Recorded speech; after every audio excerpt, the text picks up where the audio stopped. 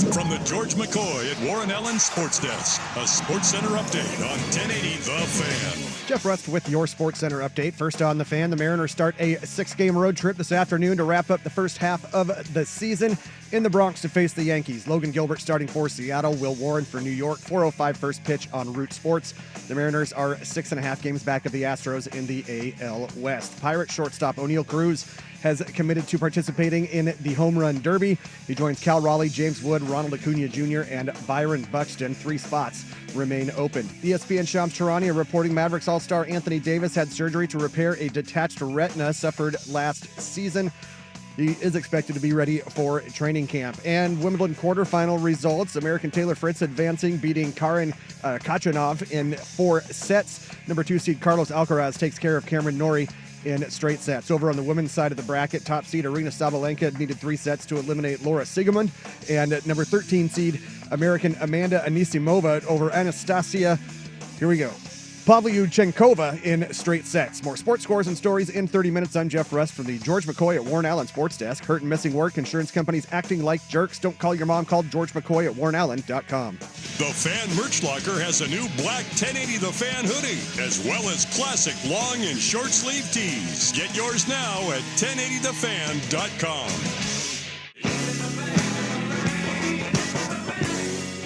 This is Danny and Dusty. Meringatang is going to be a thing. You're not coining anything new.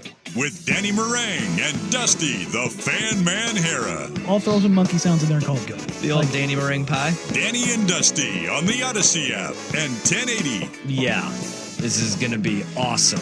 The Fan. Hey, what is up, sports fans? Happy Tuesday. Ooh, Yeah, that's right. What's up, Meringue? Good to see you. Dusty is out handling some administrative stuff, so I'm here. He's brand banning. BMing, which is just still the weirdest. Yeah. Can we not call him the BM? We'll call him the brand manager. No. BM We don't want to call him the bowel movement. No, we don't want to do that. I love Dusty. I think that's the weirdest. That's like naming your kid BJ. Like, don't do that, because your friends or their friends, and actually your friends too, are going to start making fun very, very early on. But Rusty's here behind the glass too. Good to see you guys. Everybody finally getting over their July 4th hangover. Today, the parking lot was full. So I saw everybody foreshore back at work today as opposed to yesterday. People kind of straggling in. I don't know. I don't know. I got a front row parking spot today, which was kind of weird. You lucky bastard. Yeah, no, that doesn't happen to me too often. I did get in here a little bit earlier than usual, so that might be it. But no, I mean, I didn't do a ton for the 4th, so I was pretty much posted up. Thankfully, my neighbors respected the peace and quiet and didn't go crazy with the fireworks either the night before or the night after, and gave the puppies. Each got a half of a downer pill, and they were both still a little flustered, so I gave them each the other half. And then, smart brother, they were riding that magic carpet. Like, I looked down because I was working on this young Hansen deep dive for the Patreon that's turned into like 6,000 words, and I'm halfway done. I'm excited. Oh, this is going to be the literal longest thing I've ever done. But the most complete information out there on Jan Hansen, most likely. So that's thank you. Kind of what I'm going for that. Is like everybody's like, well, I've watched the highlights and this and that. I've watched pretty much all of his U19, U18 film, most of his Qingdao tape last year, the 24-25 season. Yeah. The film clip library is well over 100 now, and I'm just like, what do I put in this? What do I leave out? Like, and this is like not having an editor is the thing, because I am the editor. And look, shout out to Dave Deckard, who's been the editor for a long time at Blazers Edge. Oh yeah, great guy. When I first started writing, the first thing I ever wrote there was well over 4,000 words, and I remember Dave just being like, "What the hell is this? Stop it! Like, what do you want me to do with this?"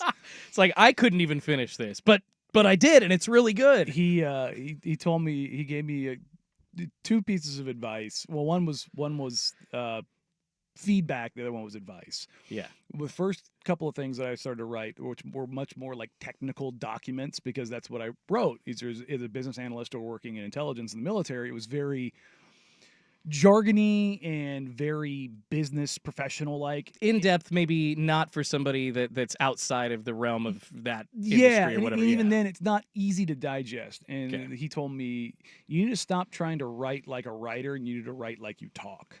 Yeah. And when I changed that, it changed the tone of my writing, and it got significantly better. And again, I think I'm a horrible writer, but people started getting more into it.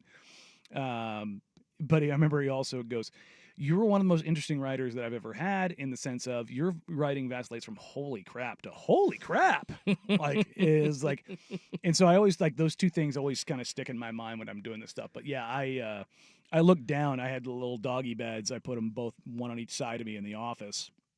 And one of my dogs, she's curled up in a ball, just perfectly passed out. Meanwhile, the other guy, Tanner, he's laid on his back, belly up, tongue hanging out of his mouth. And I'm checking to make sure he's breathing. I'm like, oh God, did I give him too much drugs? But they both just completely checked out.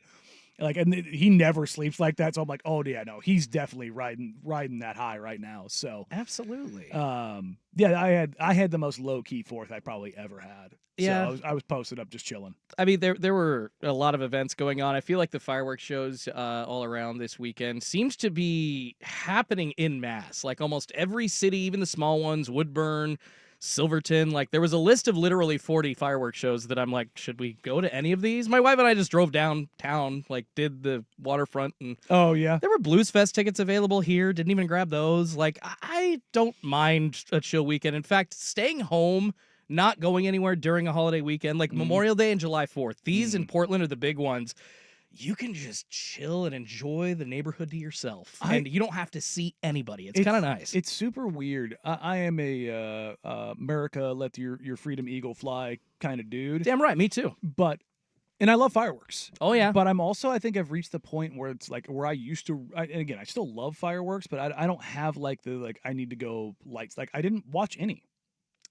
This year, you did not see any. No. It sounds like your mind was focused elsewhere, which I get. But I heard them going off, but I was just I was just posted up with the dogs, and I was I want to make sure that they're okay, because they're little guys, so they get pretty worked up, and I was all right, now that we're good with that. But I was the draw for it isn't there anymore, and all the people were we need to get rid of fireworks and only have fireworks shows. Well, I'm stop that. I haven't gotten that far with it yet. Please, but it's God, no. Also, maybe and I'm not old man shaking my fist at the sky about it, but it's but then again, I also don't have kids, so I remember literally the earliest memory I have as a human. I don't know why this sticks out. I was, you have those 3 or 4 memories from when you're 2, 3, very 4 years vivid. old. But for whatever reason, I was 2, and I don't know how I remember this, but I remember it very vividly. My parents put me in a onesie that was a little teddy bear, and they dunked me in the bathtub, because again, this is LA, so it's it's 85 degrees outside. Yeah, they're just trying to cool you down. I was well, no, it was why? Kind of fireproofing me. Oh yeah. And you weren't supposed in California, especially even almost 40 years ago, you weren't supposed to light off your own fireworks. My especially down there, yeah. Where I lived, not a lot of money, and which means you don't always follow some of those rules. And I remember going out. There's a railroad track area that was wide open. There's nothing there but gravel. Nothing there. And there's a telephone pole, and they those the little stars, the fireworks stars that you can tack up to something. Yes, yeah. I remember that as a kid, and that's that's the first memory that I ever I can ever truly remember. Yeah. And so there's I especially being a kid, that part of it that's where I'm yeah, you know what? Let families still do fireworks, because that part of it is pretty cool. You know what I mean? Absolutely. It didn't I remember, this was COVID, but it was the loudest year for fireworks I think I ever remembered, but that was because we were all sitting at home. But then that also, I felt bled into 21 and 22, but maybe here in Oregon, it seemed, at least in the Portland metro area, we've kind of calmed down on that, because I did not hear nearly as much as I have in years past. It was a little subdued. It was. The fan text line, I grew up in Woodburn. They've always had a super legit fireworks show with great Mexican food trucks. Oh, brother. man. rolling food trucks up to the fireworks show. That's a move. You got it. Yeah, I'm about that. Get the beer cart, get the Mexican food trucks. You're there all day, Look, right? Look, I've never seen that setup. I'm about that. Like, look, I mean, you start pulling up the carnitas and the al pastor and the carne asada around the fireworks And actual food trucks, not carnival food. No. I don't need an elephant ear. I can get that anywhere I want. You know what though? I'm okay with it. We have the Newburgh. What? You have the St. Paul Rodeo. Well, yeah, but no, in Newburgh they have a little small fair that comes through with carnival rides and stuff like that. It's literally in my neighborhood. There's an elementary school with this massive field. I know what you're talking about. It's not like a fair, but it's like a Newburgh-y city event. Old town days or something like that. I can never remember. But like people park on in front of my house because I live blocks away from the.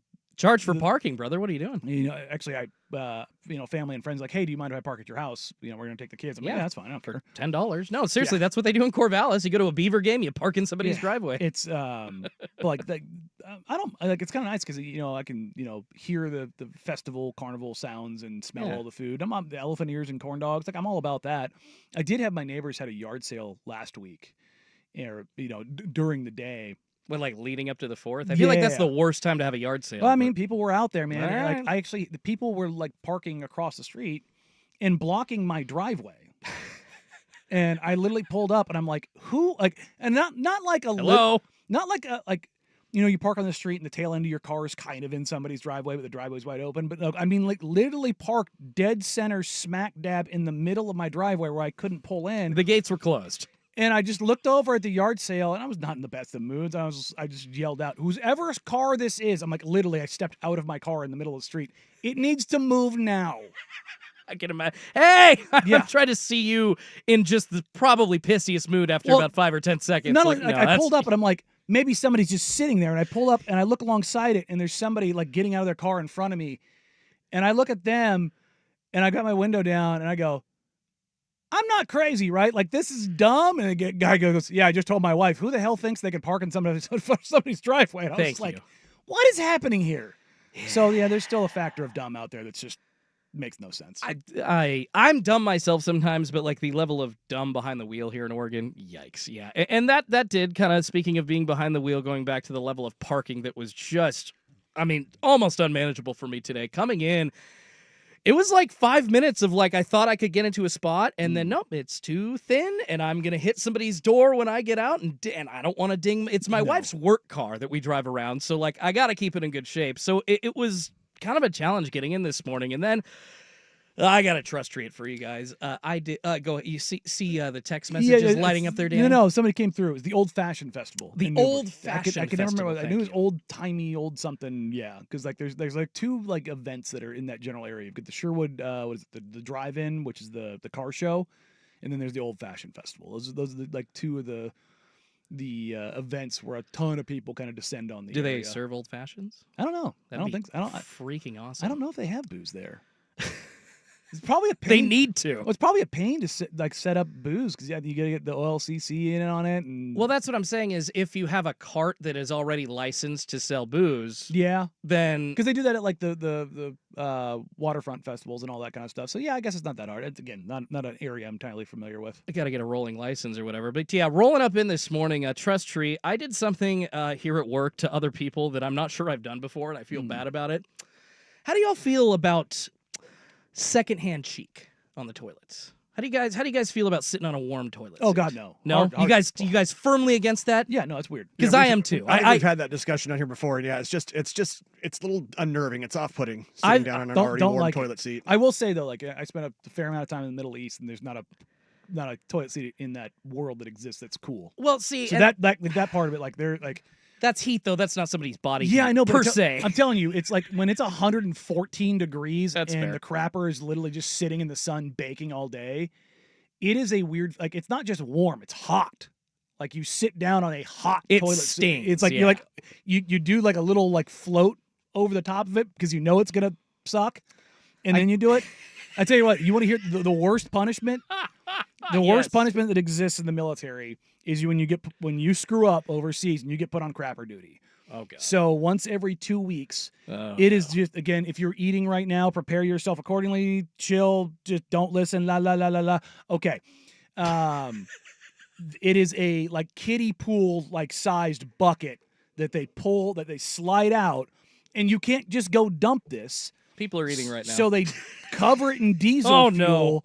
and you burn it down. And you have to smell that for the next It's just however long. Oh God, it's horrendous. So it's 100+ degrees.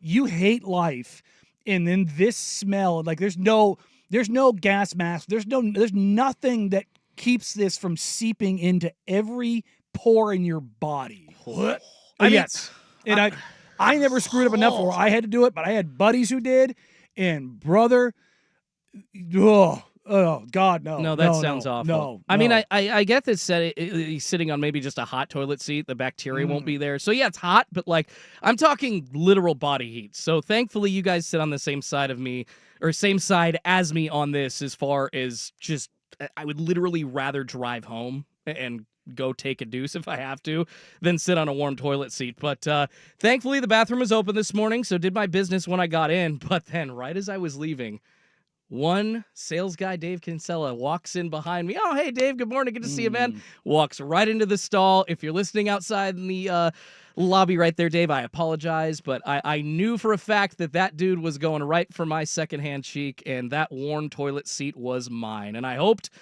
I didn't gross him out, but I probably did because I'm always grossed out. Like, frankly, I think my wife is probably the only person that I can sit on a toilet seat after, like knowing that it's warm and not being freaked out. Like even my best friend, who I've known for 20 years. Yeah, no, it's still weird. Yeah, I'm not going to follow you onto a toilet seat, bro. I need 5 or 10 minutes. Yeah, no, it's just, no. Cool that ass off. No, that's just hard pass. Hard pass. That's just one of the weirder things in the first world where no, I want no part of it. Well, thank you for making me feel like I belong. Appreciate both of you guys. If there's people out there that like the pre-warm seat, those are the people that scare the crap out of me. Well, like, you're talking like on a bidet. No, I'm talking about like, hey, somebody else has already been on this. Like, and they want the warmth. Yeah, I mean, look, there's again, this is a kink-friendly show, but like, it is. That is a serial killer trait if there ever was one. It's like, are you into feet? Yes. Are you into warm toilet seats? Yes. What the hell? That's there. Look, there's a thing out there for everyone. Like I'm sure there are people that are out there that are into that, and not God bless you, but buddy. I don't know. Rusty, can we call an audible, do a 3-hour show about kinks and warm toilet seats today? Somebody else did chime in on the text line. Better warm than wet. Which, yeah. A lot of guys that miss the bowl. Although, to be fair, it ain't easy sometimes being a dude trying to pee standing up. Okay, yeah, it's a process sometimes. Okay, yeah, no, I just like God. The time when you go to sporting events and like the mass rush to the bathroom, I'm always just like, can I hold this? Can I not do this? I'm even sensitive to making sounds in there. I don't want anybody to hear me pooping. I'm weird. Blazers media room. There's 2 bathrooms in the media room, and this is how you know Steve Ballmer, man of the people, owner of the Clippers. No way. When they've come up here post game, I've seen it. They came up for a 2-game series this last year. He was waiting in line, and to use the restroom, and like a normal dude, and like they have one for those guys. He has a personal crap. Yeah, like they can go, but he was like, no, I'm gonna wait here just with everybody else. But there are vents above both doors, and you can hear the conversations in the hallway that are right there, creepy. Which means anything that's going on in that bathroom, they can hear. So, yeah, it is it's not a safe space in any way, shape, matter, or form. Heard any trades being executed on the crapper? No, none of that. But I've heard some exchanges happening in that bathroom that you're just like, oh, okay, I don't need to go now. Nope, I'm fine. I will hold it. Oh, my God. I kind of want to dive into more of this. You probably have thousands of those kinds of stories, Danny. Yeah, no, it's there's always a mad rush to the bathroom at halftime. Yeah, always. And, it's always one of those things of like... Well, and there's single stalls, too. There's like, in the Blazers media room, it's like 2 or 3 single uses. Just 2 bathrooms. Yeah, 2. Okay, it's 2, yeah. And, you've got... I've seen players, for whatever reason, try to use those bathrooms too, because like the OG players know you can cut through the media room / food room. Maybe they really got to go. Because there are some players that drink coffee at halftime. Oh, I get that, but God, trying to play basketball with a full belly. Well, not just a full belly, just with hot coffee in your stomach. I'm just like, I mean, there's players that play high, so Whatever. There's all kinds of things for their routines that I'm not even sure that I can understand. But we should probably get into a little bit of those routines, or some basketball, or some sports. We'll get back to maybe some kinks and some warm toilet seats later on. I actually got some fun stuff planned for Worst Day on the Web, but lots of sports to talk about. It's not really that slow time of the year like we always think it is here in July. A lot of NBA stuff on the slate for today, so let's get into it. Coming up, the Pacers confirming that Tyrese Halliburton going to be out all next season. We'll ask the question if his Game 7 effort in the NBA Finals was actually worth it. We'll also dive into the latest rumors about where Dame's going to end up, and we'll try to answer whether or not Oregon's Dan Lanning is a top 5 coach in college football. But first, let's start with why Orlando might have just gone from promising to a problem in the Eastern Conference. It's Danny and Schulte here for Danny and Dusty on 1080 The Fan.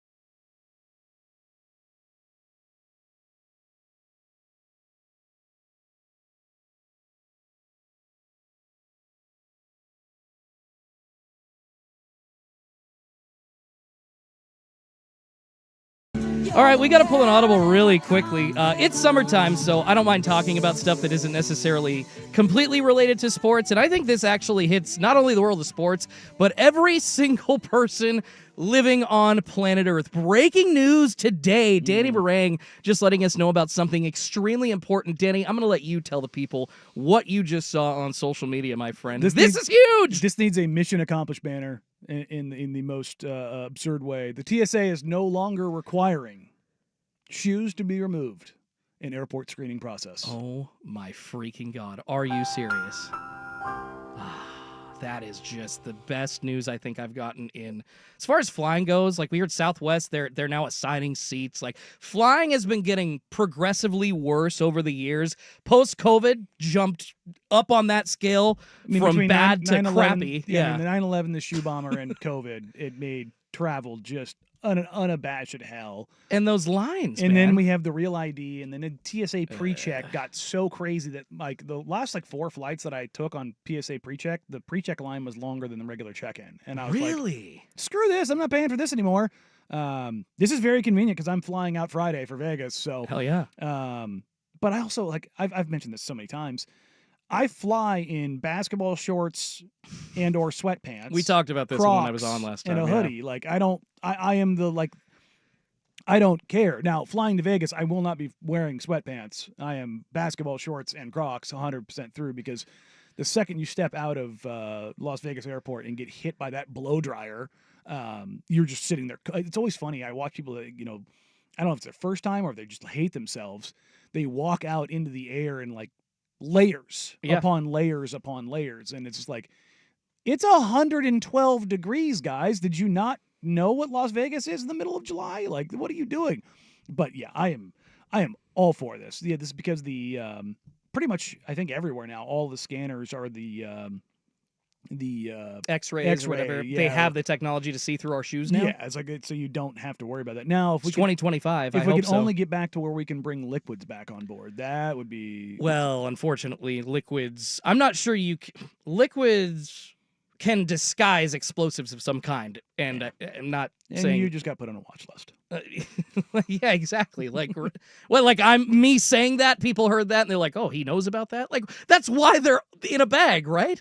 I mean, you can bring some on, but it just has to be less than 3 ounces. And I'm just all right, let's MacGyver this thing.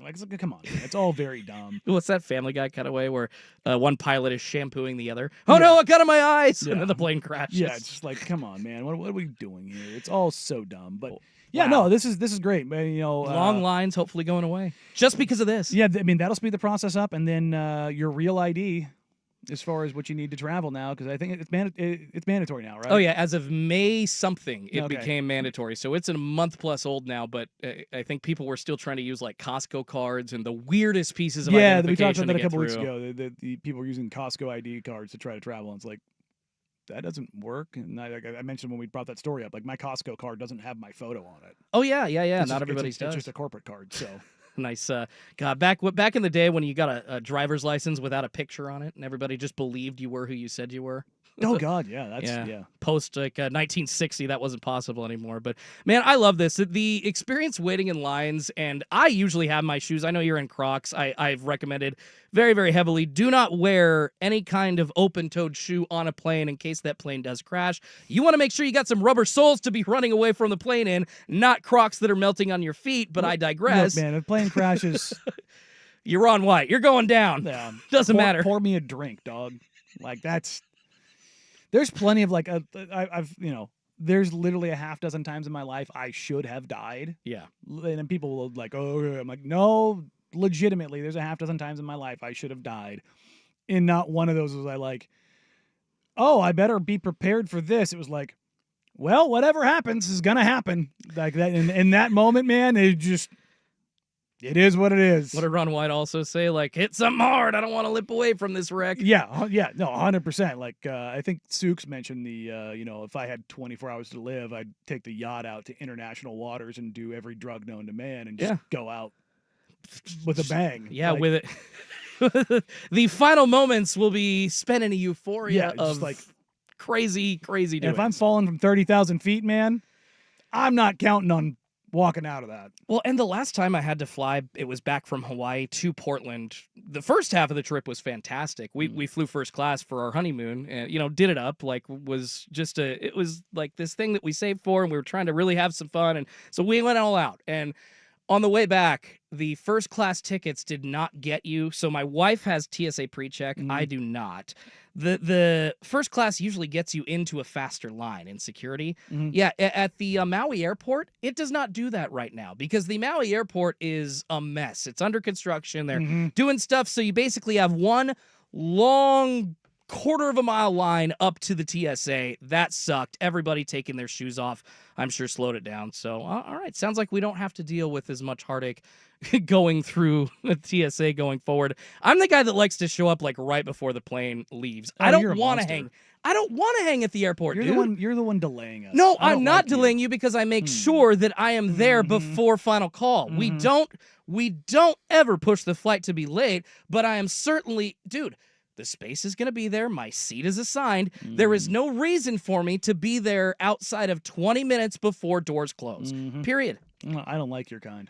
Well, you know what, Danny? If more people could actually plan and manage their time correctly, then more people could actually do what I do. I just post up for an hour, grab my laptop, get some work done. I have no problem. Like it's the military in me. Pay for $14 beers. It's all good. Baby. If you're on time, you're late. If you're early, you're not even on time. Like it's built into me. My dad is he was a retired police officer. Our clocks growing up in my house were set 10 minutes fast. All of the ones in my house are 7 minutes ahead. Jeez, you guys, you're cut from a different cloth, man. I appreciate you. I don't have the balls to do what you guys do, but it's brainwashing. That's what it is. Like there's things that you will never ever be able to break. Just good old trauma bonding. That's what it's all about. And it's just like, nope.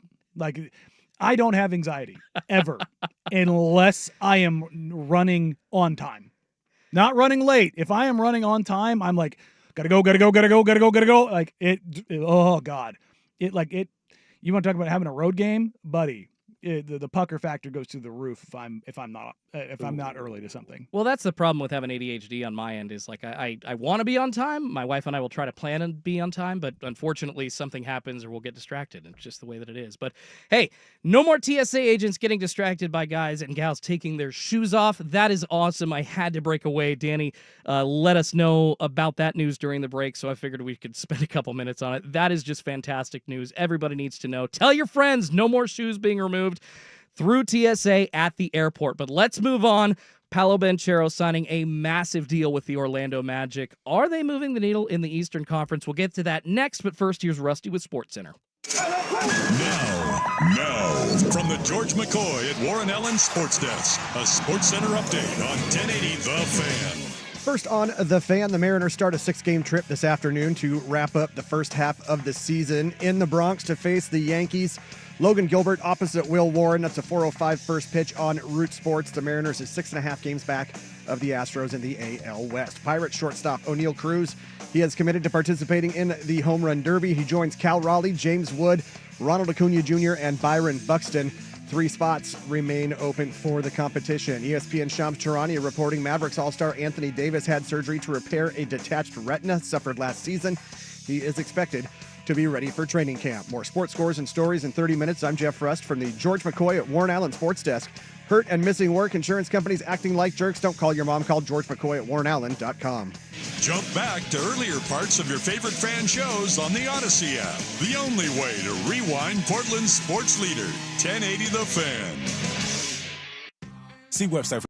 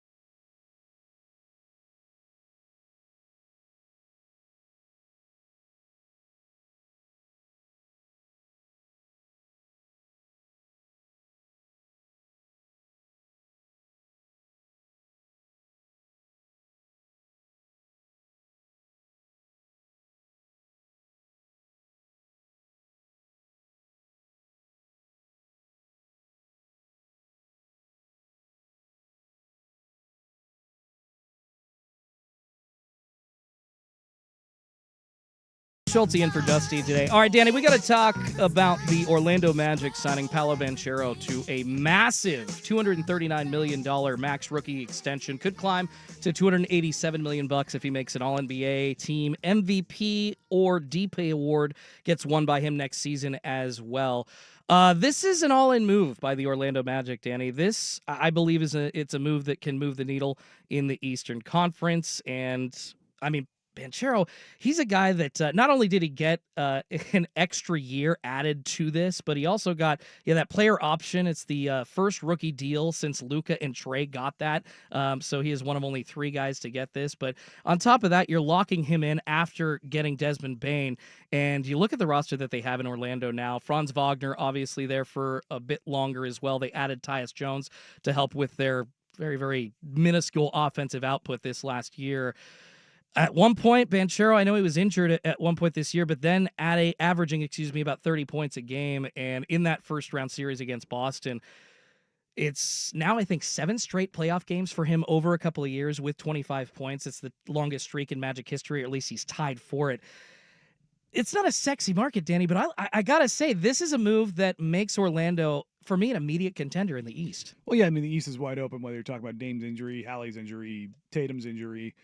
But there's also this facet of it. The Orlando Magic now have $150 million committed to Franz Wagner, Jalen Suggs, Paolo Banchero, and Desmond Bane. Second apron. Start the clock. Yeah. They have 2, maybe 3 years.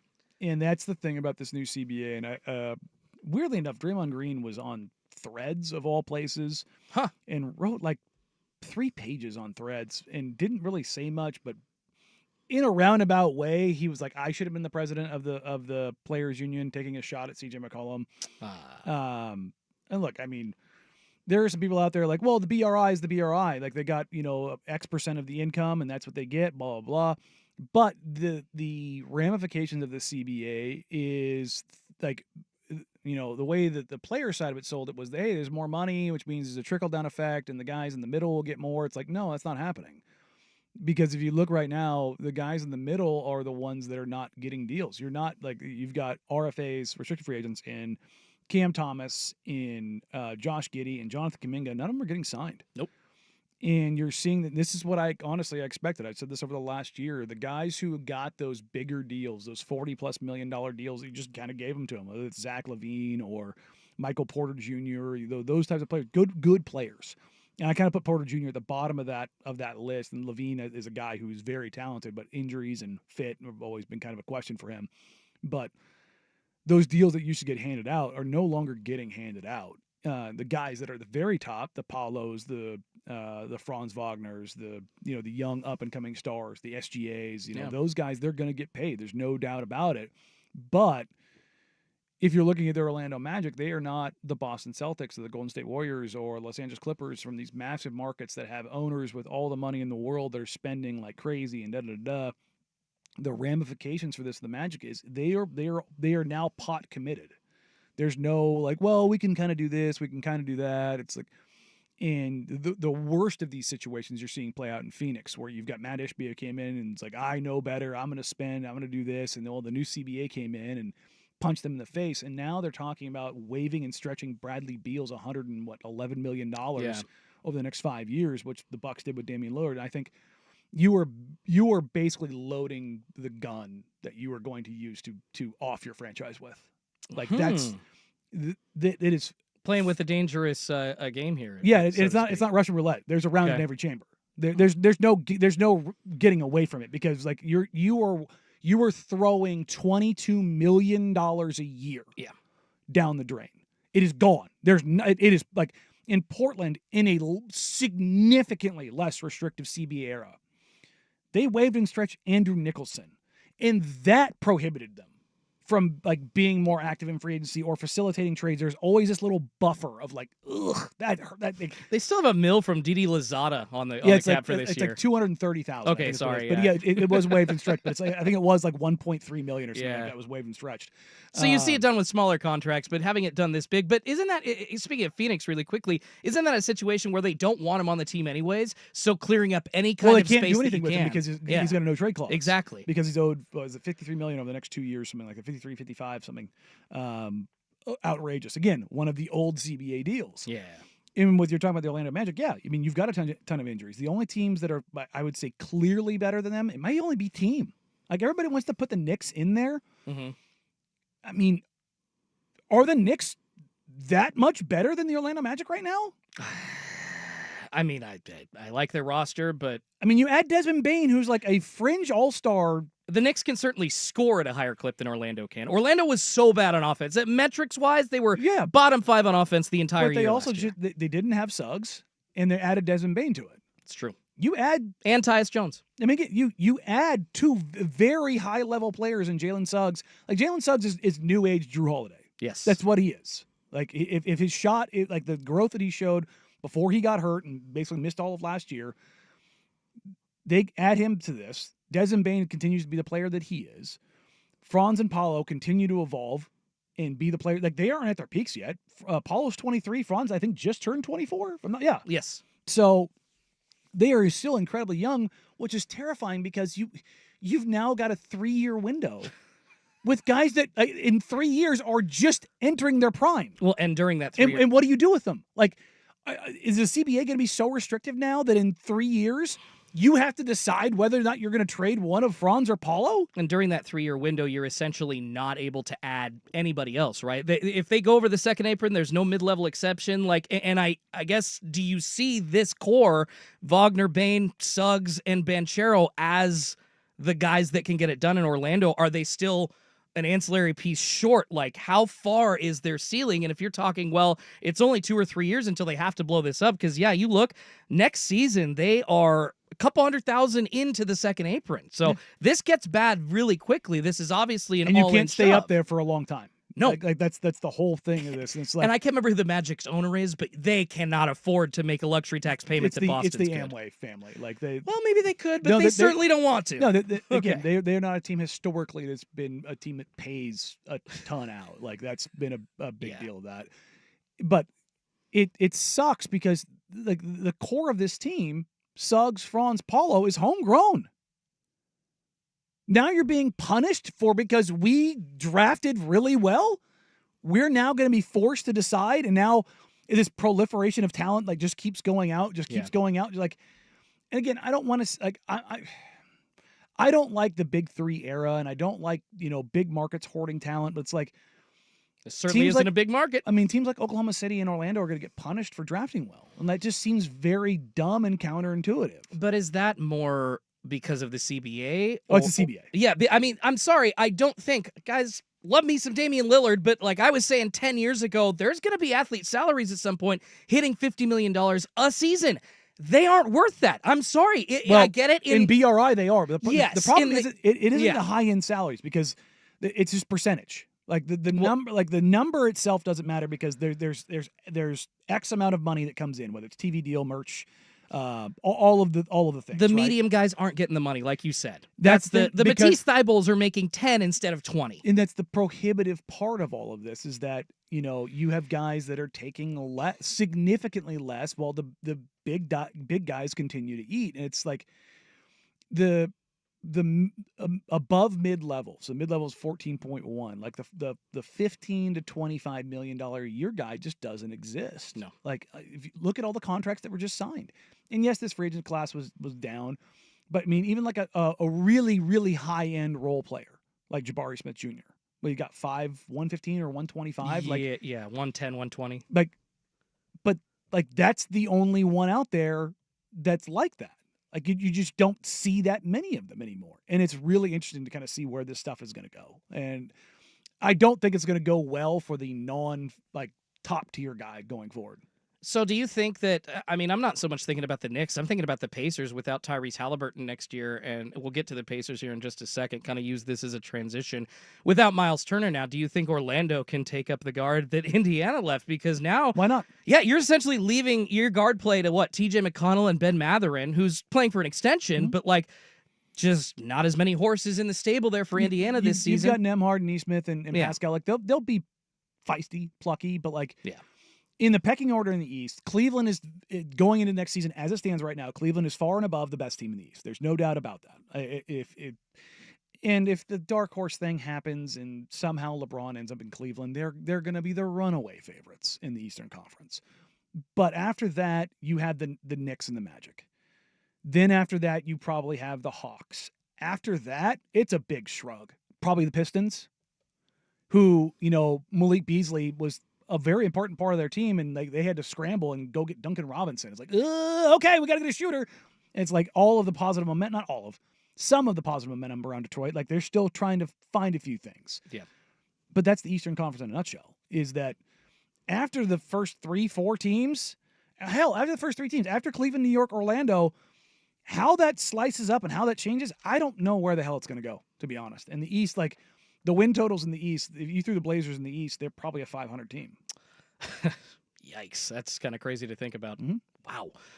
And especially considering how low their win total is that you and Dusty talked about. What is it, the third lowest win total prediction-wise for all the NBA? In the Western Conference. Yeah, in the Western Conference. Gotcha. All right, well, let's stick to the East. Let's take a look at one of these other elite teams that we were just talking about, the Indiana Pacers, giving it everything in Game 7 and losing Tyrese Halliburton for a year because of it. Would you make the same call? That's next. But we will get to a commercial break, and then I think we've got our Brander Report here coming up next year on 1080 The Fan. It's time for the Easy Play, brought to you by Home Z, making home improvement easy. Or launch one into left center. This is way back. Goodbye. There's your answer. Christian Yelich, opposite field blast, his 18th. Yeah, Christian Yelich, former MVP, capping off a massive night for the Brewers against the Doyers. That was his 18th home run. Easy peasy beating the Doyers 9-1. Yeah, it turns out having 5-run first innings are super helpful to get you a win on any given day. And it's kind of interesting. The Dodgers, despite being the powerhouse they are, not running away in baseball. No, it's very odd. And the Brewers actually are. Catching up. Yeah, they only trail the Cubs in the NL Central by 3.5 games, but they are actually in the wild card if the season started today, knocking really good pitchers out for the Dodgers. This easy play brought to you by Home Z. Use Home Z's online calculator to estimate your project instantly. Make it easy. Call Home Z. That's HOMZE, homez.com. We just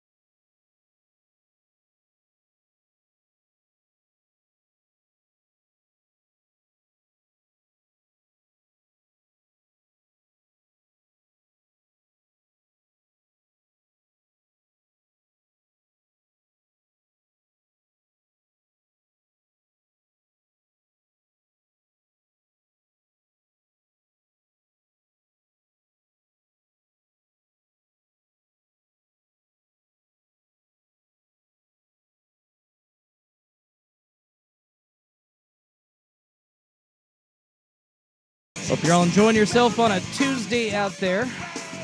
So would you risk it all for a Game 7? Got the official word, unfortunately, for Tyrese Halliburton. He is out for the entire 25-26 season for the Pacers. Of course, tore his Achilles in Game 7 of the NBA Finals. Played through a calf strain in Game 6 after injuring it earlier in the series, and then came back out there again in Game 7. Boom! Achilles gone, and now season gone. And Danny, I just keep asking myself over and over, if that were me, would I think it was worth it? Does Tyrese Halliburton think it was worth it? That one shot at a ring, one game, giving up an entire season coming up here? Is that a fair trade-off for one of the best young players in the league? I mean, to him it was. I mean, he mentioned it on his honestly tear-inducing social media post when post-surgery, and thanking the fans and his teammates and the organization, and saying, I would do it again. I would do it for my brothers. I have reached the point with calf strains where, and I mentioned this after it happened, I reached out to about a half dozen general managers in the league. I'm like, basically I wanted to see if I was out of pocket for this stance. Okay. And I was like, would it be crazy to institute a return to play that is similar to the concussion protocol for calf strains? In the sense of, like, you have to meet certain markers. Because it is such a dangerous injury that could lead to catastrophic injury and long-term effects. And every one of them in some form or facet said yes. Okay. And each one had their own little take on it, as far as, like, would depend on the science and what the inputs are from the H&P staffs, from the organizations, from the league. Sam Presti and his media availability basically gave Adam Silver the double barrel, because Adam Silver was, like, kind of protected the league, so as it were, of like, we can't really make any direct correlations between how much they play and Achilles injuries and all this kind of stuff. And Sounds familiar. Yeah, Sam Presti was like, this guy's full of crap. Like, he was like, get a load of this guy. How can you not look at it and not come to that conclusion? Well, that's the difference, as opposed to the concussion arguments. No NFL GMs were doing that. That's actually kind of shocking that an NBA GM feels so empowered to do so. Well, I mean, look, here's the thing about the Oklahoma City Thunder and why they have been so successful. And there's parts about this that I really like, and there's parts about it that just kind of irk me in a general sense, because it goes away from sports. If you look at the titles of Oklahoma City staffers, it is not general manager, assistant general manager. It's like director of biomechanics. Like, they have these. It's very tech bro-y, and the Oklahoma City Thunder are run like a tech firm. Very jargony, so to speak. It is very jargony, but they also have an army of people working that organization. Okay, like more than any other NBA team. I don't know the exact counts, but they have a lot. And like the diversification in what they do and how they do it is. I mean, the proof is in the pudding, kind of a thing. Is there a minimum amount of staff that you, like ancillary staff, that an NBA is required, a team is required to hire? I don't want to so. get too far. No, off track, I don't. It's not a question I've ever asked, but like, typically you've got your general manager, you've got a number of assistant general managers. I think generally it's usually 3. Then there's always like the difference between a general manager and a president or a vice president. Like every team has their own recipe about how they do stuff, and then scouts and director of pro personnel, director of college personnel, director of scouting. That's something I don't think we talk about enough, is the level of staff or the level of support staff. Like, for instance, in MLB, the Rockies are terrible because they're 10 years behind the rest of the league analytics wise, and it sounds like OKC is 10 years ahead of the rest of the league. I mean, that's one of the reasons they were able to kind of identify Jalen Williams as a guy. He had significant outlier, and again, this isn't the only reason, but like when they identified him, like part of it I've been told was he had significant outlier data come out of P3, which is the Performance Institute. Well, they have one down in Santa Barbara, and like the metrics that he had as far as like what his body could do physically based on the data from that facility was like in the the upper high 5th percentile, like 95th percentile or higher. Yeah. And those kind of things, like there's not at A to B, but there's usually a pretty strong correlation with what they can do and how they can do it. But as it pertains to just circling back to Tyrese Halliburton, it's the one instance. Yeah. It's a literal Game 7 in the NBA Finals. I get it. I'm not mad at him. And again, I've mentioned this before. I have 2 very deeply held beliefs. in that if a Blazers can just find a way to score against the Lakers in the Western Conference Finals in 2000, they win an NBA title. That if Brandon Roy, LaMarcus Aldridge, Greg Oden could all stay healthy, they would have won an NBA title. And if Tyrese Halliburton stayed healthy in Game 7, I think the Pacers win that game. And you got to go for it. I agree with you.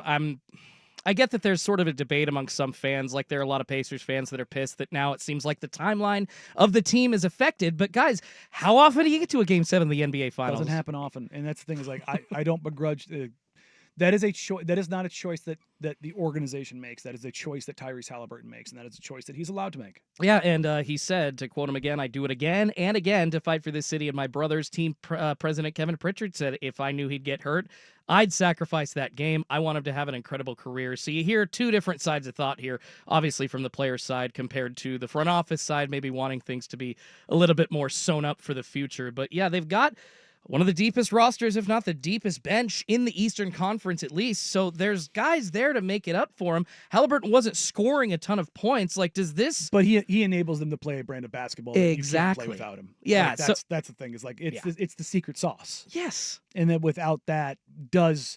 And I think that's part of the reason they let Miles Turner go is that a guy like Miles... Like, it's like Patrick Mahomes in the NFL. Patrick Mahomes is going to make any wide receiver look good. Mm-hmm. Like if you're a average level wide receiver, you're gonna look good on that team. Tom Brady elevated everybody he played with, and that's he played with superstar talents like Gronk and Randy Moss. But Wes Welker was a nobody when he started. Yeah, it's like Julian Edelman. Like there's plenty of guys that were very very successful that found a way. Like he unlocked things for guys like Miles Turner, and now Pascal Siakam's an All NBA guy. He's his own deal. And I think Nembhard and Nesmith are very high level role players. Same thing with TJ McConnell. But like what Halliburton does, being both on and off the ball, and how he's able to toggle and get to the rim and get to the where he wants to on the floor while being a very high level shooter. Yeah. It's just all of the intrinsic stuff, and that part of it for the Pacers. Like they'll be fine. They'll probably be a 500-ish team, maybe a little bit higher because it's the East, but. It's the one instance where I'm not taking it out of his hands. And somebody on the text line when I mentioned the talking to the general managers about as far as the return to play protocol, said, "I love it. Take the choice to the player's hand. Any player would play in Halliburton's shoes." And he's right. Yeah.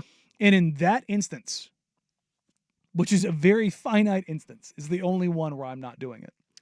I mean, you only get so many years, but you also only get so many opportunities to be in the NBA Finals. I tell you, if you took a poll of every single player in the NBA, every single one of them would say yes. Every single one? Every single one of them would say yes. They would play in that game. All right. I'm not surprised. They would risk it in that opportunity. Well, that's the mentality right there. And I'm telling you right now, if anybody did say no, I would never, ever want that player on my team. Exactly. That's the mentality right there that you want from your best players. And yeah, maybe not necessarily highest scoring average per game, but he was the culture, and those heroic moments at the end of games are going to be missed. But yeah, Indiana going all in. I'd say it was worth it, although tough. Hopefully they can still hang around in the East this year. Sticking with the Eastern Conference, coming up on the other side of the break.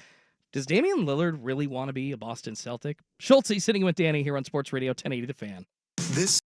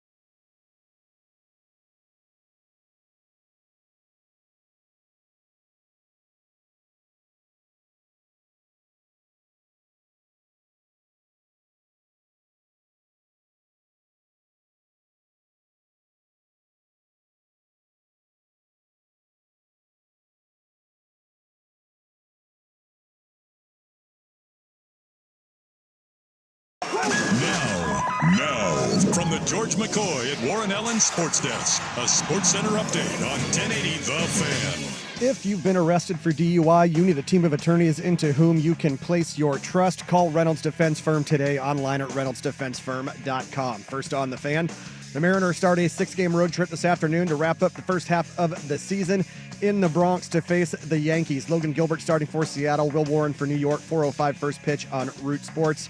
The Mariners are currently 6.5 games back of the Astros in the AL West. Pirate shortstop O'Neal Cruz is committed to the Home Run Derby. He joins Cal Raleigh, James Wood, Ronald Acuna Jr., and Byron Buxton. 3 spots still remain open for the competition. ESPN Shams Charania reporting Mavericks All-Star Anthony Davis had surgery to repair a detached retina suffered last season. He is expected to be ready for training camp. More sports scores and stories in 30 minutes. I'm Jeff Rust from the George McCoy at Warren Allen Sports Desk.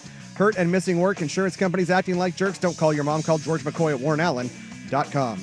More, please. Golf in the Northwest with Jason Swigart is back. Saturdays at 8 a.m. before the Sinner and the Saint on Portland's sports leader, 1080 The Fan. Danny Meringue. And then I went to this movie theater. Then I made a noise like this. Dusty Hera. Then this was horrible. All the people started getting sick and throwing up all over each other. I'm beginning to like this kid much. This is Danny and Dusty on the Odyssey app and Portland's sports leader, 1080 The Fan. What's up, sports fans? Hour number 2. Schulte sitting in for Dusty Hera today, in with Danny Meringue on Sports Radio, 1080 The Fan. Rusty across the glass, enjoying this beautiful Tuesday. Probably up to like 90 degrees or near that again outside. It got hot yesterday, man. Like, you're talking about like staying inside for the weekend for July 4th. Like, my wife and I slipped out to the pool at about 7 p.m. last night because all the kids finally started to go home. But yeah, need that relief, man, in this heat. I am a little B when it comes to getting really hot. Like, I need like 83 degrees max. Past that, no thanks. I've lost the Middle East / LA blood that I developed over years of just being comfortable and liking the heat. I was on the driving range a couple weeks ago. It was like 84, and I'm just sitting there sweating, and I'm like, oh, I'm washed. I can't, like, this is too hot now. I'm like, oh God, I'm acclimatized to Oregon fully now, and I don't like it. Yesterday I took the dogs on a walk, and normally we just walk around the neighborhood, walk around the George Fox campus or something like that. I realized I had never taken one of the pups down to the river, and I was like, you know what? It's a bajillion degrees outside. Let's walk them down to the river and put them in the water. And one of them was like, oh, this is fine. You know, she doesn't love it, doesn't hate it, and the other pup was like, what is this? Kind of, again, the little tiny dogs. One's 15 pounds, the other one's 20, and he just kind of waddled out there and right up to his neck, and he was like, okay, and he kind of did like the little puppy paddle and kind of panicked a little bit and ran to my leg immediately and held on, and then realized he could stand and slowly went down. But it was I took him down there, and then we walked back up the hill and walked around the neighborhood a little bit more. She says, like, I taken him on a walk the last couple of days when it's been hot out. Yeah, and they are not dogs who let the tongue hang too often, and both of them had it fully extended, hanging out the side of their face. And I and yeah, you guys are probably pretty hot. Let's go try and cool you guys down. But, it's that kind of weekend. It's that kind of week. Yeah, and I'll probably do the same thing today. Take them down there and gonna, maybe throw them in the river and sink or swim kind of a deal. 95 coming next week too. So yeah, stick close to the river. Stick close to the pool. I've already looked. I'll be in Vegas over the next couple of days. Leaving on Friday. It's 110 while I'm down there. So it's not 120. I've been there during summer league. It's not fun. Yeah, you can't go outside. It's usually one of the hottest weeks of the year. It's like, want to go to the. I think we hit like 120 or 121 one year. It was like it was the hottest Vegas had ever been, kind of a deal. It's like, want to go to the pool, look at the hotties? No, none are sitting there because it's too hot. Well, I've also been there when we had a torrential flash flood, and I've also been there when we had an earthquake. Yeah. So it's been Vegas has been the best Vegas experience I ever had. Though is what's the Pokemon cell phone game? Pokemon Go. Yeah.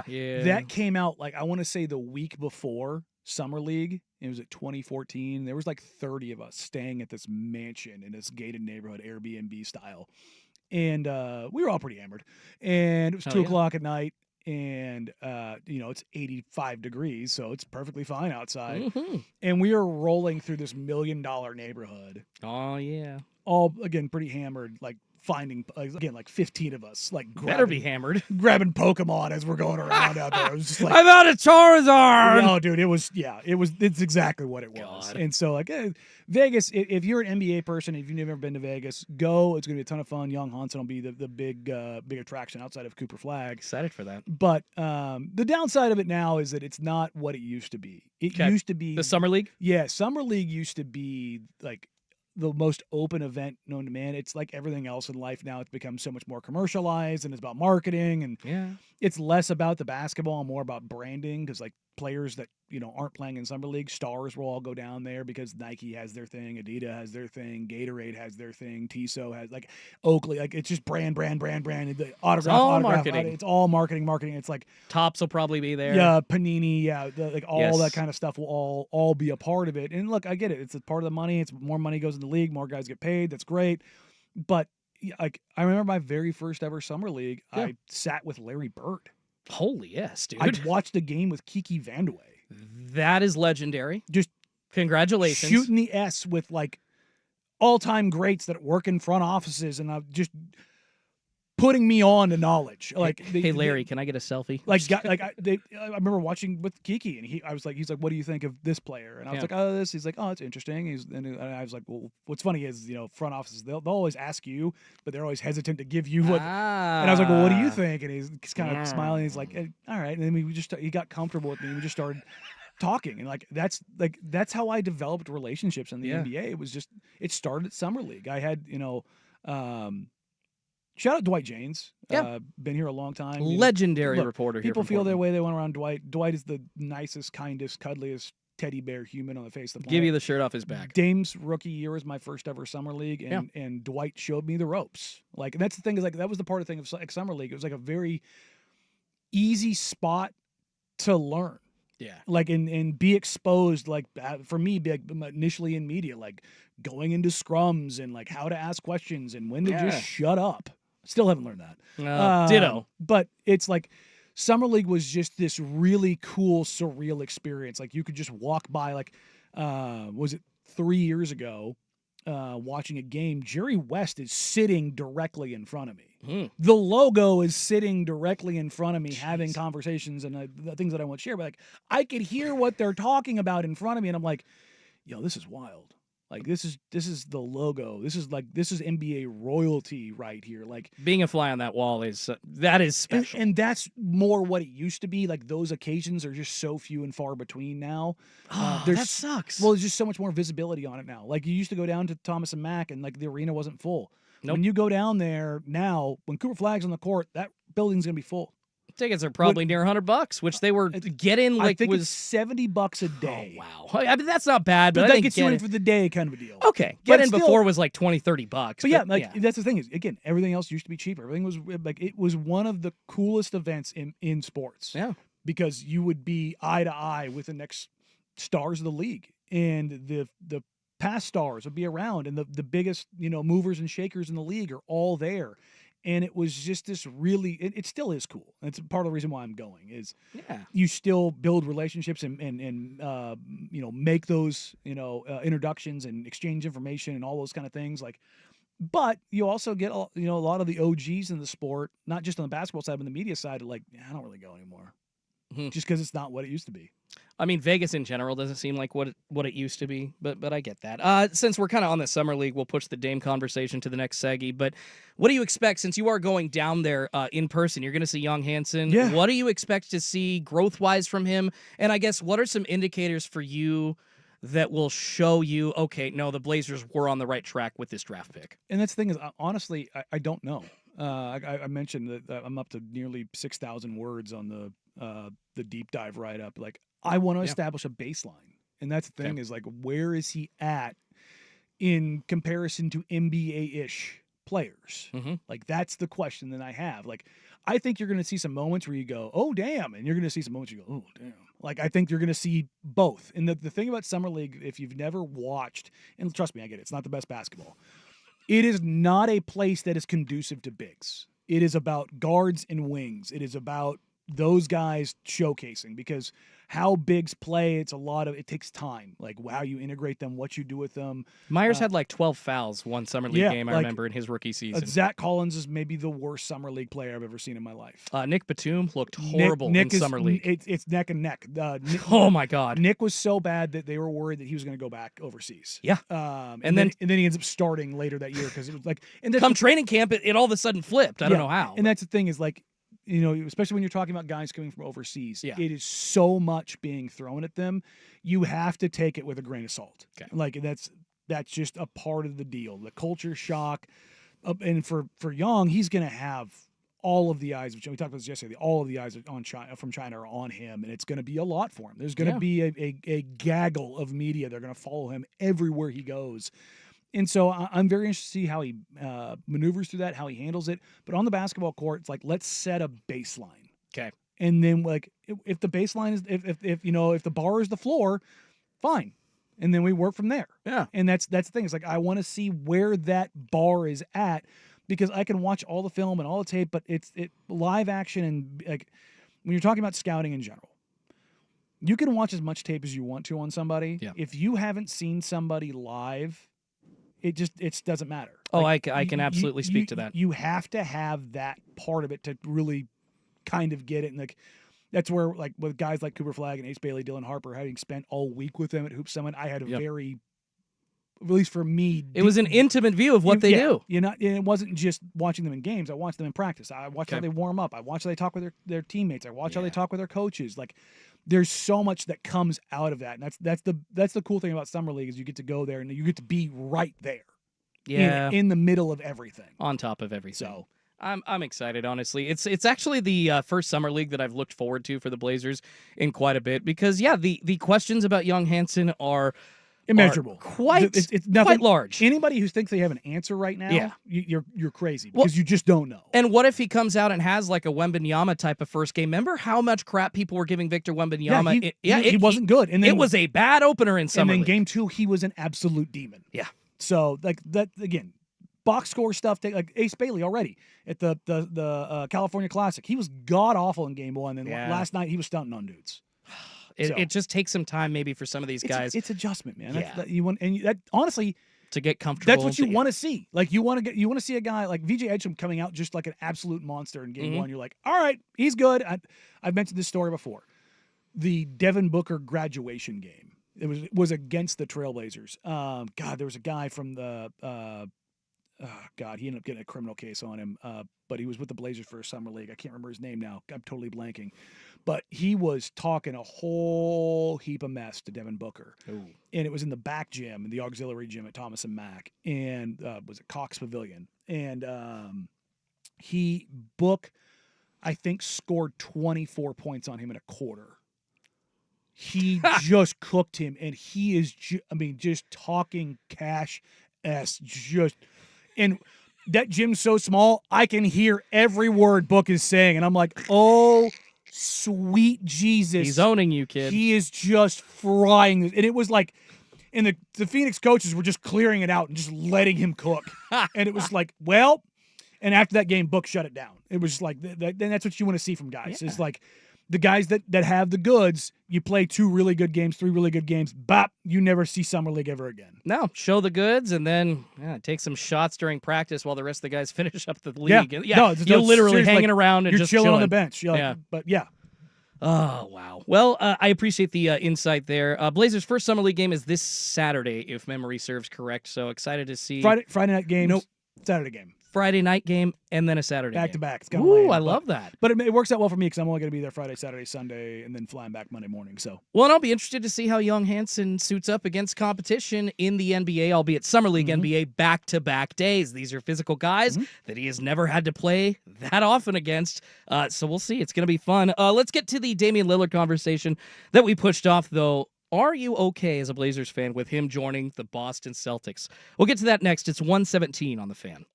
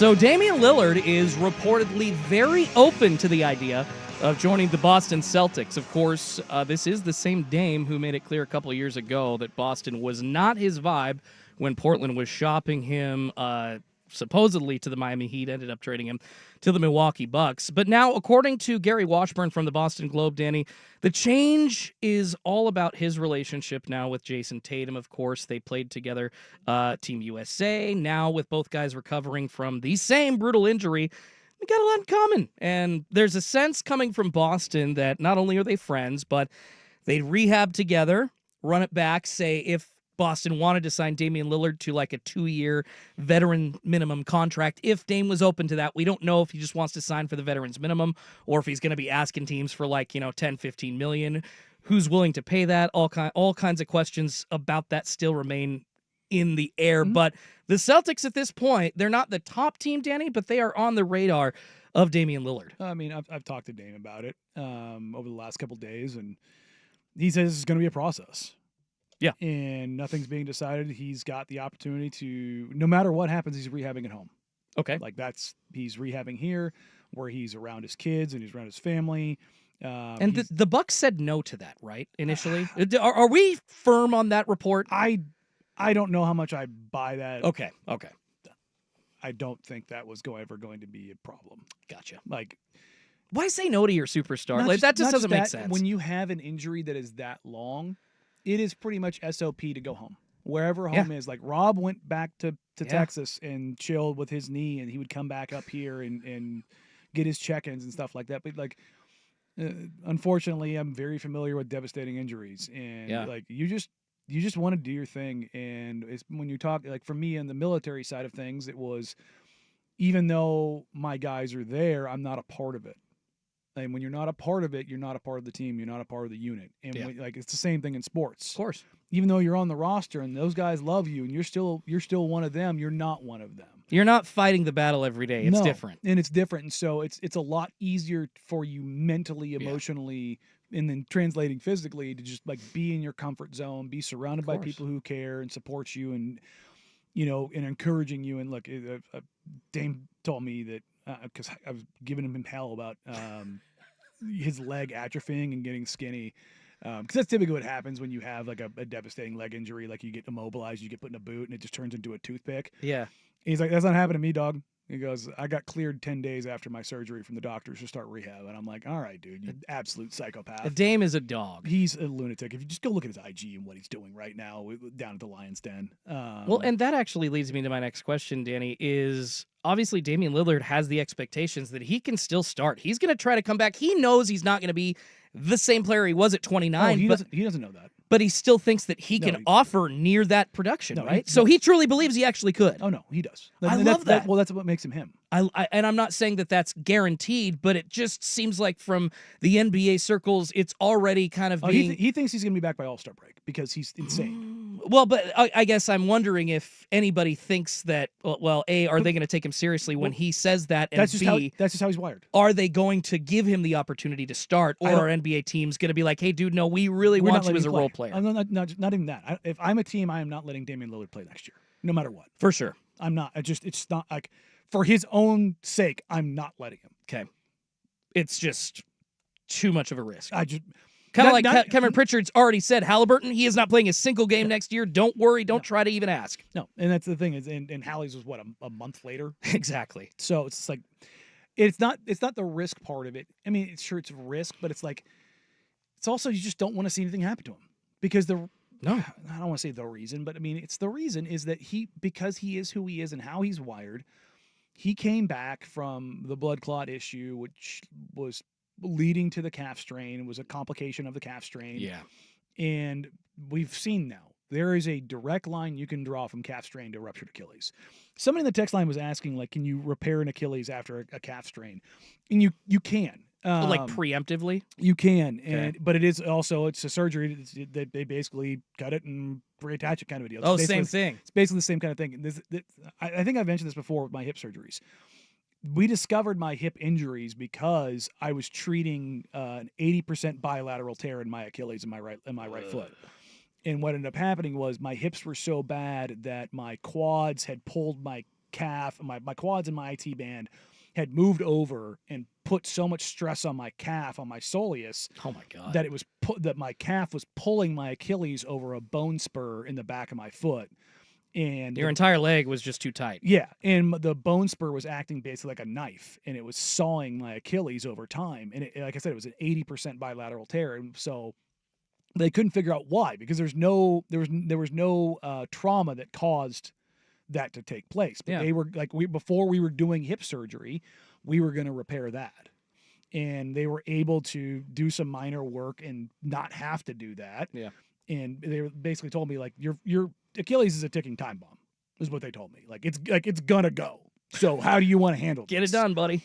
But then we found the hip issue, and we were able to rectify the hip issue, and then we were able to rectify the Achilles a lot easier without a major invasive surgery that was going to take me a year to recover from, on top of the hip surgery. So there's stuff you can do, but it's also surgical. So, but yeah, with D, he I think he's going to take his time. Okay. I think he's going to find the best landing spot for him, for himself, for basketball, for his family, all of those things. And like, it's not a secret. Dame was not happy in Milwaukee because he's in Milwaukee. Like, it's not a big city. It's not, a comfortable city. I have nothing against the city of Milwaukee. If you've got friends or family, like, it's totally fine. But like, he wanted Miami for a multitude of reasons. Number one, he was going to make a crap ton more money there because there's no income tax. It's Miami. It's his family stuff that he was going through. Like, a million different things that were going on there.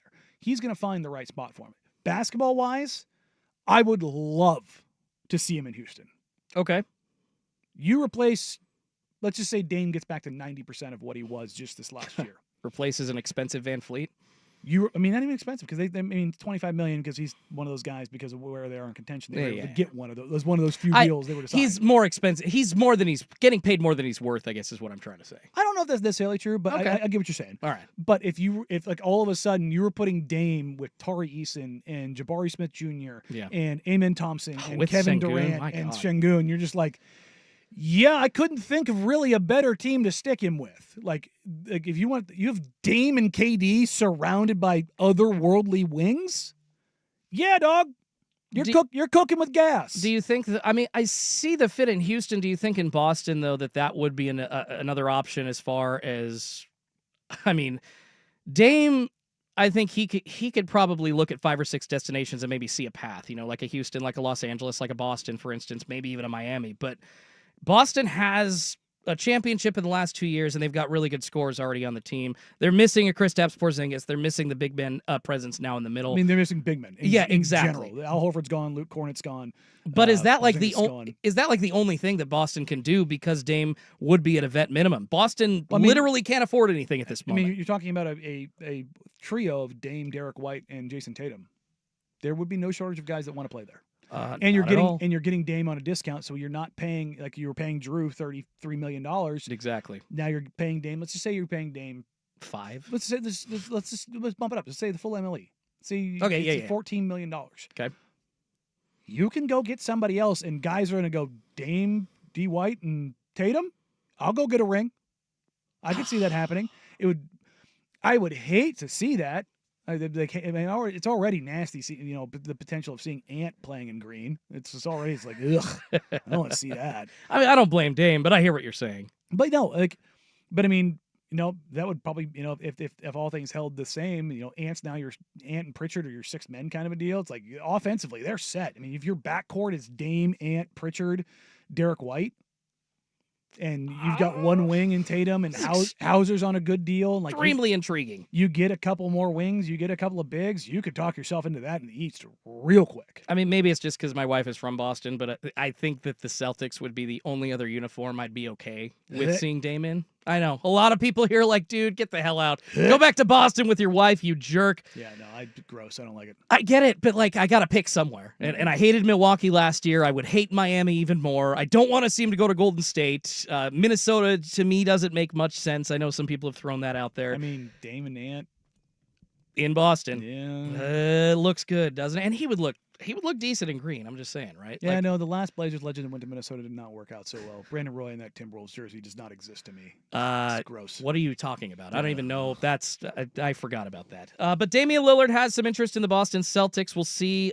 As Danny says, he's going to take his time to make up his mind, and it's going to be a very slow, thought-out process. We'll see if there's any more info about Dame signing in the next couple of months, honestly, because, heck, we could be waiting until mid-season, something like that, to hear about what Damian Lillard's going to do. But we know he's here, and we know he's in Portland rehabbing, and thank God that he has the keys to his next car. He can choose where he wants to go. He's definitely earned that. And I believe Blazers fans all agree with me on that point. All right, let's switch gears, find out who gets today's worst day on the web coming up next. But first, here's Rusty with SportsCenter. Now, from the George McCoy at Warren Allen Sports Desk, a SportsCenter update on 1080 The Fan. First on the Fan, popping off in the last half hour or so here, Oregon football has received a commitment from 2026 four-star athlete Jalen Lott. The number 2 athlete in the country chose the Ducks over USC, Texas, Georgia, and LSU. The Mariners start a 6-game trip this afternoon, wrapping up the first half of the season. They're in the Bronx to face the Yankees. Logan Gilbert on the bump for Seattle. Will Warren for New York. 4:05 first pitch on Root Sports. The Mariners are 6.5 games back of the Astros in the AL West. Pirate shortstop O'Neal Cruz committed to participating in the Home Run Derby. He joins Cal Raleigh, James Wood, Ronald Acuna Jr., and Byron Buxton. 3 spots remain open in the competition. And ESPN Shams Charania reporting Mavericks All-Star Anthony Davis had surgery to repair a detached retina suffered last season. He is expected to be ready for training camp. More sports scores and stories in 30 minutes. I'm Jeff Rust from the George McCoy at Warren Allen Sports Desk. Hurt and missing work? Insurance companies acting like jerks? Don't call your mom. Call George McCoy at warrenallen.com. The inside story on the Blazers, Ducks, and Beavers. Danny and Dusty. Weekdays noon to 3 on the Odyssey app and 1080 The Fan.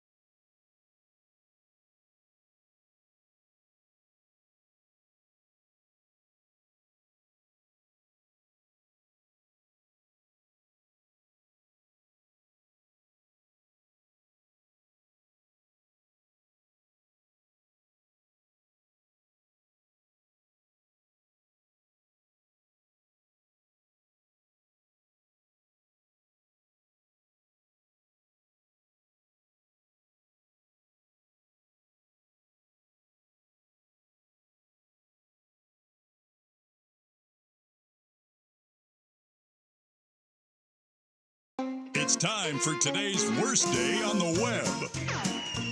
With Danny and Dusty on Odyssey and 1080 The Fan. Man, that sucks. Well, this one genuinely sucks, guys. This worst day on the web got me feeling a little sorry for one Bengals quarterback, Joe Burrow.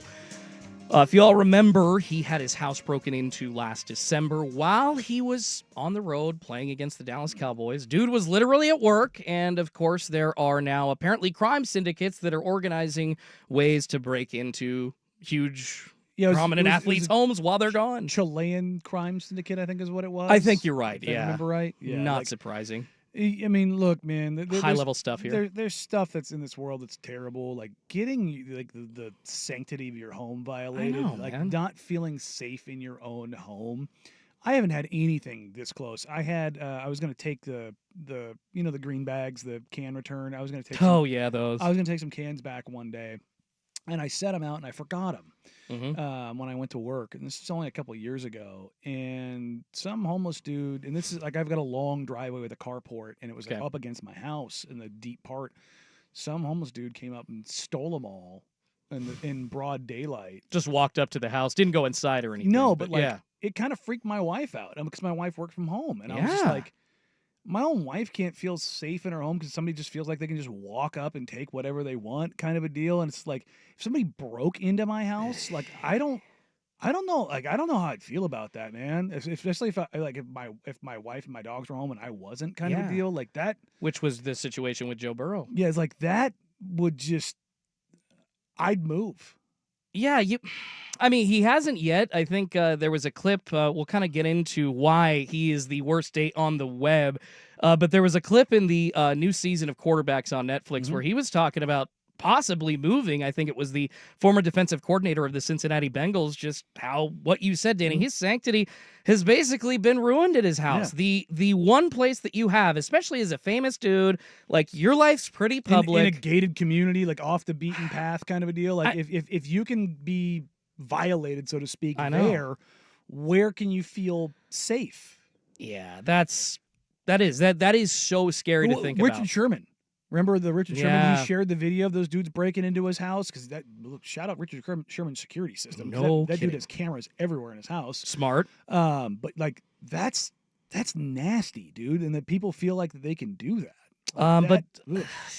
We can get into like the crime syndicates and why that's happening. I mean, I get it. People are rich; they're going to be targeted, and hey, if they're on the road, it's easy to break into somewhere. So that's why I've always kind of, especially since this started happening in the last couple of years, advocated for leagues maybe to pay for some security for their higher priced athletes. Like I get that they're already getting massive contracts, but this is kind of if you're getting organized crime syndicates breaking into houses, you need a bigger entity in the NFL, in the NBA to step up and maybe get some higher level security when this stuff happened, I talked to isn't accessible to a few front offices around the NBA. I'm like, hey, is the memo gone out around the league about like protecting guys? And like, it wasn't like I was told there wasn't a memo, but players were told like on the road, like a discussion, maybe like, coaches to their players in the locker room. Hey guys, look, wear what you want to wear, but like be aware. Remember who's the wide receiver for the 49ers? White dude. The one they just drafted out of Florida, all tatted up. God damn it. He got shot and robbed on the street. Paul Pierce, remember? He got stabbed. Pearsall. Thank you. Ricky Pearsall. Ricky Pearsall. Thank you. Could not remember his name. Appreciate you, Rusty. Paul Pierce got stabbed? What was it? 5 times and robbed? Like, this is not a new thing. It doesn't happen all the time. And that's on your person. When you're out on the road, imagine. But that was the thing. It was like, hey, guys, try to dial it back a little bit. Like, don't make yourself a target. And those are discussions that happen organically anyways, but there was an elevated tension to it, I think, for athletes in general when this stuff was happening last year. Well, the reason that Joe Burrow does get the worst day on the web, not only did he have his house broken into, but that unfortunately caused him, if y'all remember last year, he was talking about purchasing a street-legal Batmobile for $3 million, like an exact replica of the original Batmobile from the 1989 Michael Keaton movie, like badass, looked tricked out, and just something that, as a kid, then you grow up to become a rich dude. When you have too much money, it's something that you do. Yeah, exactly. It's something nostalgic that you want to have in your house, and that actually is not happening anymore for Joe Burrow. The apparent robbery made him think twice about buying that Batmobile. So in the new season of Quarterbacks is out on Netflix. Go watch it. I think you can go watch all 8 episodes, but at least the opening episode last night that most people watched not only included some quotes from Kirk Cousins we'll get to later this week, but also Joe Burrow talking about not wanting to buy such an expensive piece of memorabilia because of people breaking into his house. He said, "My life is very public. It comes with a job, but there are certain parts of your life that should be yours. Your house is one of those." So I do hope that he can get over this. Like, I guess nobody's going to feel bad about like an athlete that isn't going to buy It's worth something, a third of $1 billion. Yeah, they're not going to buy something super expensive because they got robbed. But like, I don't think that regardless of if you make $10 million a year or $10 a year, I don't think anybody believes You deserve the right to be feel safe. The sanctity of your house should never be messed with, and that's full stop. Like, that's, I think, the theme of the story here. It's just frustrating that people suck, really. Like people are just the worst, and I don't know. It makes me wonder, like, if I were in that position, would I want to act like I were a rich dude? Would I just want to hide it, drive like a Toyota Corolla around all the time? I mean, there are guys that are worth billions of dollars that don't drive flashy stuff because they don't want that attention. Yeah, like that's a thing that happens, and it's like I don't feel bad for them in a sense, but it's like, do you want to put a target on you? Yeah, that is what you're doing, essentially walking outside. I've been told, hey, the more money you have, the poorer that you should act because nobody will accost you, nobody will bug you at that point, which is true, but keeping up with the Joneses in the NBA and the NFL, MLB, professional sports and athletes that are highly paid, they're all... Gotta have your yacht parties. You're all competing with each other. I still remember Yoenis Cespedes after he signed with the New York Mets, the 3-wheeled Polaris. They're technically motorcycles, but they're cars. I think they were brand new at the time. He bought a couple for like $50,000 each and was driving them to spring training every day, and it's always a spectacle. Like, I get that. And that's unfortunately what makes these guys a target. But they should be able to live their lives how they want to, man. Like, we should all, if I want to go buy something nice and... And it was Burrow. Didn't he buy his offensive lineman that tricked out golf carts? I think he did. I think that was him that did that. Joe Burrow, very generous. See, that's a good one to do because that one, if heaven forbid it gets stolen, it sucks, but that's not as bad. It's not as bad. That's fair. If you guys had Joe Burrow money, and I'd love to hear from everybody on the text line, 503-864-6FAN. If you had $275 million in the bank, what would you buy? Would you buy a Batmobile? Would you buy... I mean, for me, I'd try to buy, like, all the costumes from the days back on the Mighty Morphin Power Rangers show. Just, like, get a whole room set up with that. Maybe, like, I don't know. I don't want to... Kingdom or T-Mobile Park themed man cave. Not sure which one, but, like, there's things I've got in mind. Mine's super easy. Number 1, buying into a sports team. Number 2, building a music studio. Ooh, I love that. Those are the two. Like I've anytime the lottery billboard gets up to like close to $1 billion, or eclipses that, I'm always like that's what you buy the lottery ticket for. You're paying $3 to have the dream. Damn right. Like that's the way I always justify it. When it gets basically anything over $750, I'm like, oh, I'll buy one. Yeah. Like screw it. You're not gonna win, but if you do, again, you're spending the $3 or $6 or whatever it is. Like you're paying for that to dream. Yep. Like that's for however long you have that ticket that day. If you buy it in the morning before the draw, like what would I do with this? I can't even win that, unfortunately. My mom works for the lottery, so I can't even dream, brother. At least as far as the lottery goes. But you gotta find the off book ones. No kidding. But yeah, no, I would be pretty boring with it. I mean, definitely a yacht. I'm sure in my crazy garage there'd be some jet skis. Like I don't need like crazy cars. Everybody here on the air knows that I'm really into Mazda Miatas. So give me like a 91, 92 Miata and then a new one if I had that kind of crazy money. I'll just get both. But I don't know, Rusty, anything strike your fancy? If you had $275 million in the bank, something that you just pop off on immediately and go grab? Every T-shirt that's ever been made at Spencer's. See, I think Joe Burrow, I think, is on the right track with the Batmobile, but I would go with the old school, like Adam West era Batmobile. Yeah. See, I thought you might go Smokey and the Bandit. I'm gonna like I saw that once as a kid. It's just Or I guess, here we go. We'll roll with Kit from Knight Rider. It wasn't a T-Bird. It was a Firebird. It was a Pontiac. Gotcha. Yeah. Maybe Ponch's car. Wasn't William Daniels, Mr. Feeney in Boy Meets World, the voice of Kit in Knight Rider? Yeah. Mm-hmm. Speaking of which, random, totally off track, but because you mentioned that, I get to meet some of the stars from Boy Meets World this Friday. Very excited. What's going on? They do a podcast. It's a rewatch podcast. The person that played Topanga, Danielle Fishel, and then Ryder Strong, Sean, and Will Friedle, Eric. They do basically a rewatch podcast. It's on tour. They'll be at Revolution Hall in Portland, 8 o'clock this Friday. That's cool. My wife and I splurged and got a meet and greet. We just could not let the opportunity pass us up. Kind of diehard Boy Meets World fan. So yeah, I mean, there's maybe something like a meet and greet. Speaking with of security, there's probably going to be robust security around Topanga. I think it's just her husband. Oh, okay. Yeah. I think that, as far as I know, it's just her hubby and the two co-stars. Yeah. So, but maybe there needs to be security around those kinds of people. God.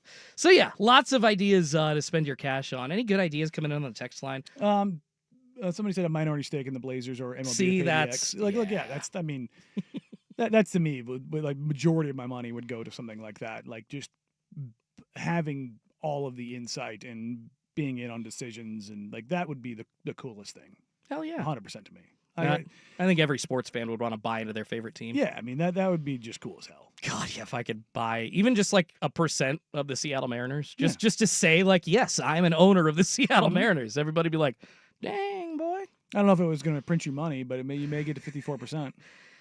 I think it'll print me some money because that's all they do is care about winning 54%. The others just profits. No, I'll get a nice little check in my bank account every year, but they'll never win anything. There you go. God, I don't know. What would I rather have? Would I rather have money from my favorite team or a championship? Probably a championship. But Joe Burrow, not buying that Batmobile, we all got excited. I remember social media flipping out when he put that out publicly, or it came out on like Hard Knocks last year. It was just like, oh, wow, what a life being an NFL quarterback. But then on the other side of it, man, this just isn't cool. Don't destroy the sanctity of people's homes, regardless of how much money they make. Don't be a douche. God, that's a pretty simple part of this. Yeah, that robbery messed with his head. Hope he ends up being all right. And frankly, hope he and all these other victims of this crime have gotten some very serious 24/7 security. It just always needs to be there, always needs to be watching, unfortunately. All right, let's get into something else that's rather fun. Danny pointed this out to me during the show, and I couldn't believe it. Maybe you won't be able to either, but did you want to watch former NBA player Carlos Boozer find love? Well, you can. You got that opportunity in this next piece of reality TV gold coming up here on 1080 The Fan. The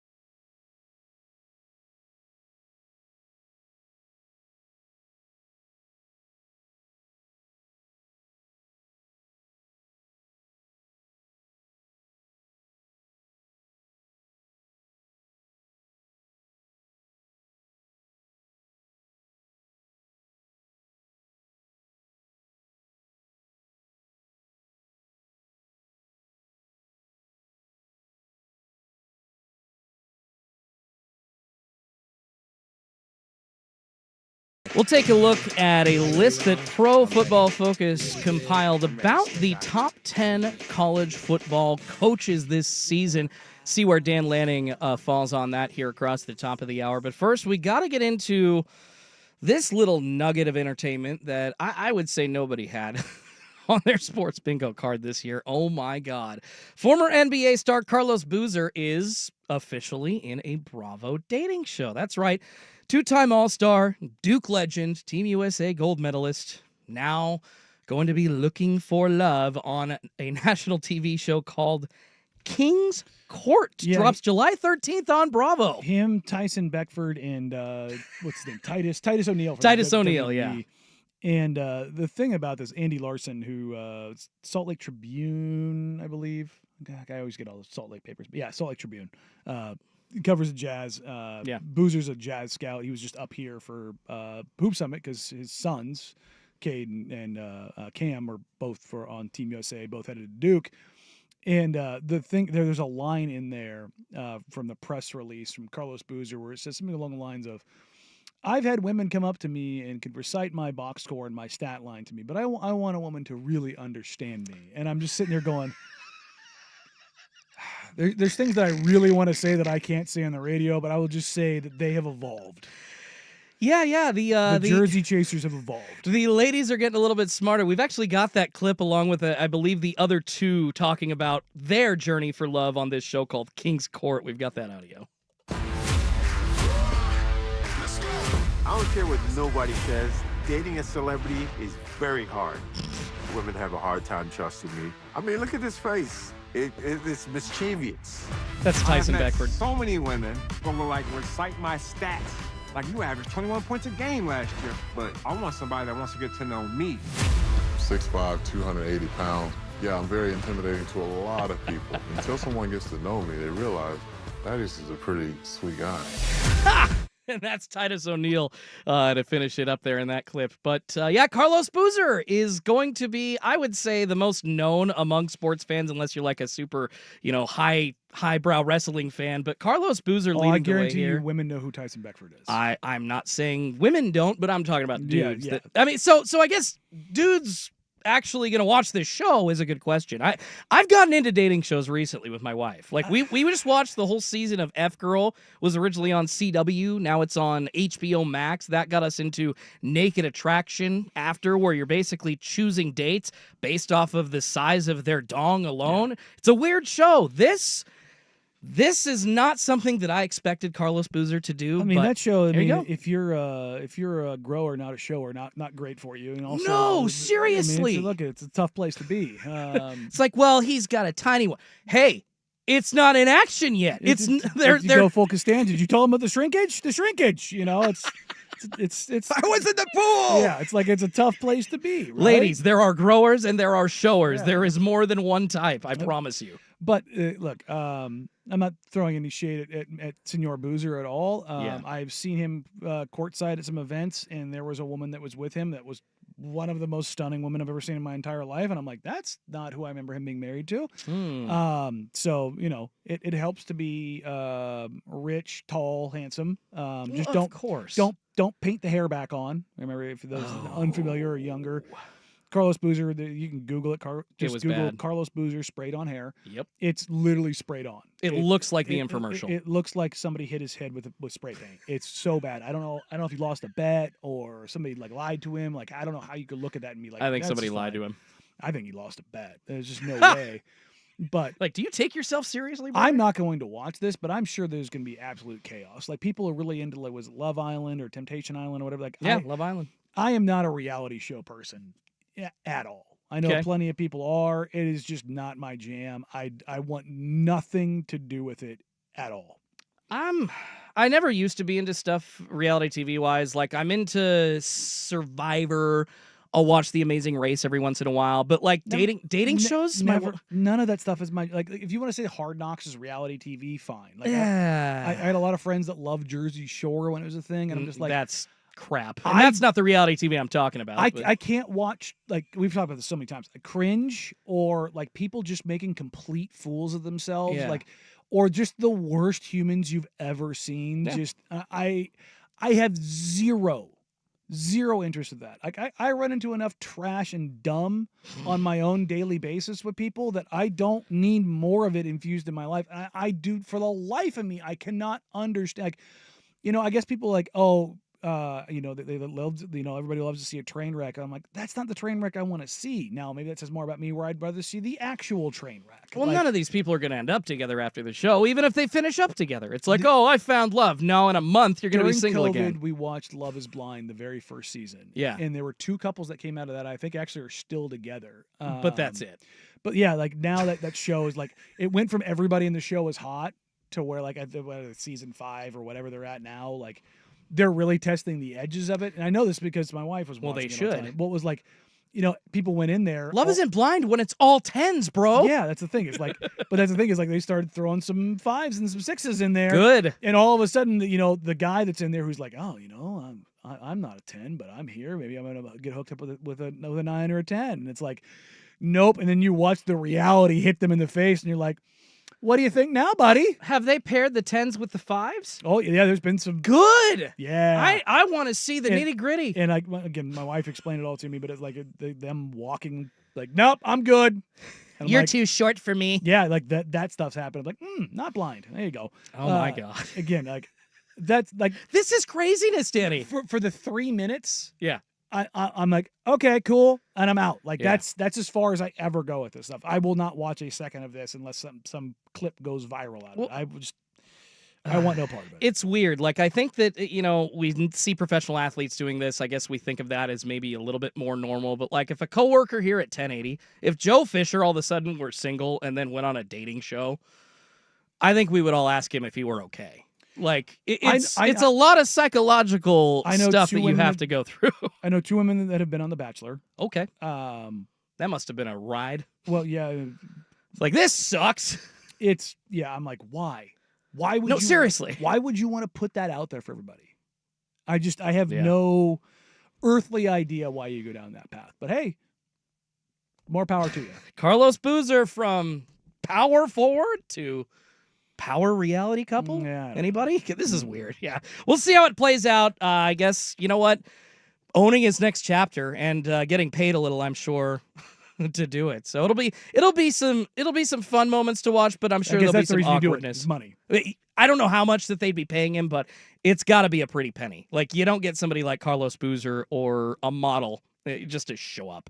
But yeah, if you guys are looking for some sports entertainment before college football starts, or you don't want to watch the NBA Summer League, yeah, Kings Court, Bravo, July 13th. Watch Carlos Boozer find love. Hard pass. Hard pass. All right. Coming up next, I don't think Danny has a hard pass on this. It's a list of the top 10 coaches in college football. We'll dive into that, see if Dan Lanning is truly a top 5 coach around the NCAA. That's coming up next on Danny and Dusty, Sports Radio 1080 The Fan.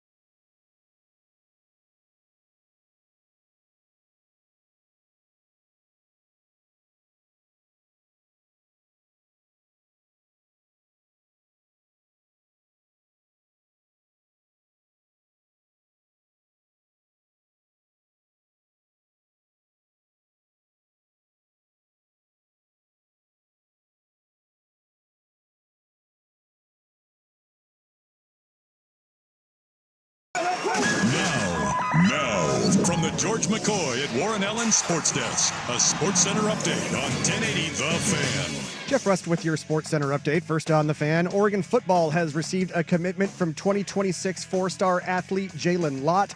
The number 2 athlete in the country chose the Ducks over USC, Texas, Georgia, and LSU.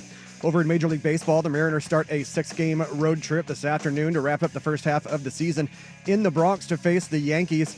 Logan Gilbert starting for Seattle, opposite Will Warren for New York. It's a 4:05 first pitch on Root Sports.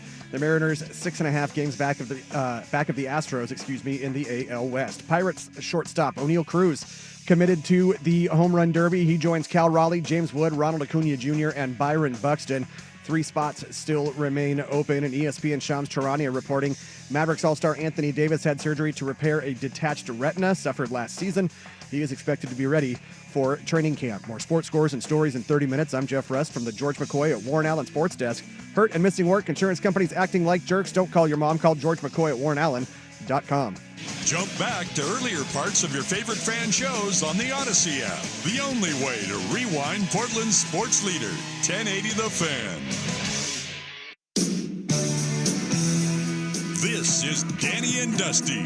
What in God's name is going on in here?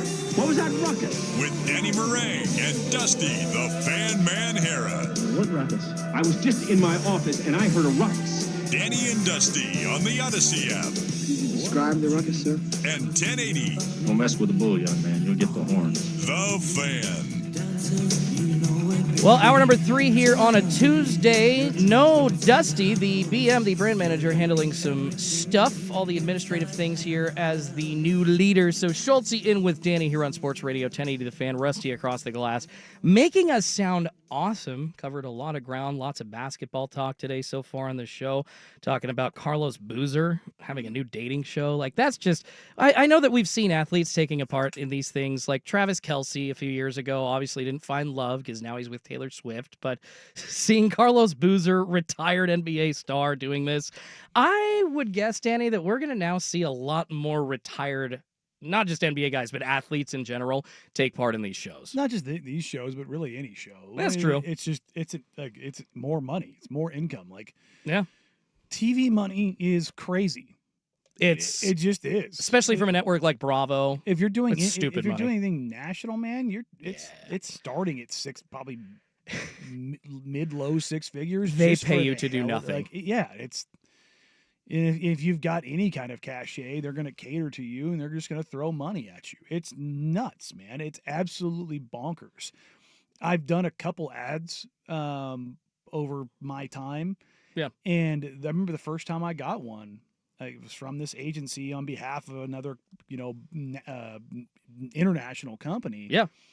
And I thought it was fake.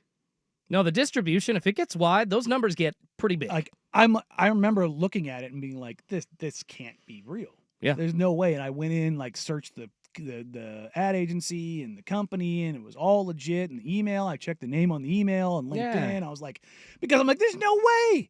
There's no freaking Nobody's way offering me $200 $200,000. this much money to do this thing that they're asking. And then it was real, and I was like, send the contract over right now. Please, before you change your mind. This is like the Atlanta Hawks with the New Orleans Pelicans when they traded the unprotected pick to move up and draft Derek Queen. I can't remember who had the report, but I think it was Shamit Dua was talking about it. Like, the Hawks called the Pelicans back. All the AGMs and then the new GM, Ansa, like, called Joe Dumars directly. Like, to be clear, you're offering me a 2026 unprotected first-round pick to swap back. Yes, sir. All right. This is like the Memphis Grizzlies, deal that fell apart because they thought they were asking about Marshawn Brooks and not Dylan Brooks. The wrong Brooks. Like, it's like one of those situations. Like, the money that is in TV is bonkers. Well, the money, not only in TV, but in college football is bonkers as well. So let's take this point to transition into a top 10 list of college football coaches coming up here for the 2025 season. Pro Football Focus broke it down, and I would say a lot of these names make sense.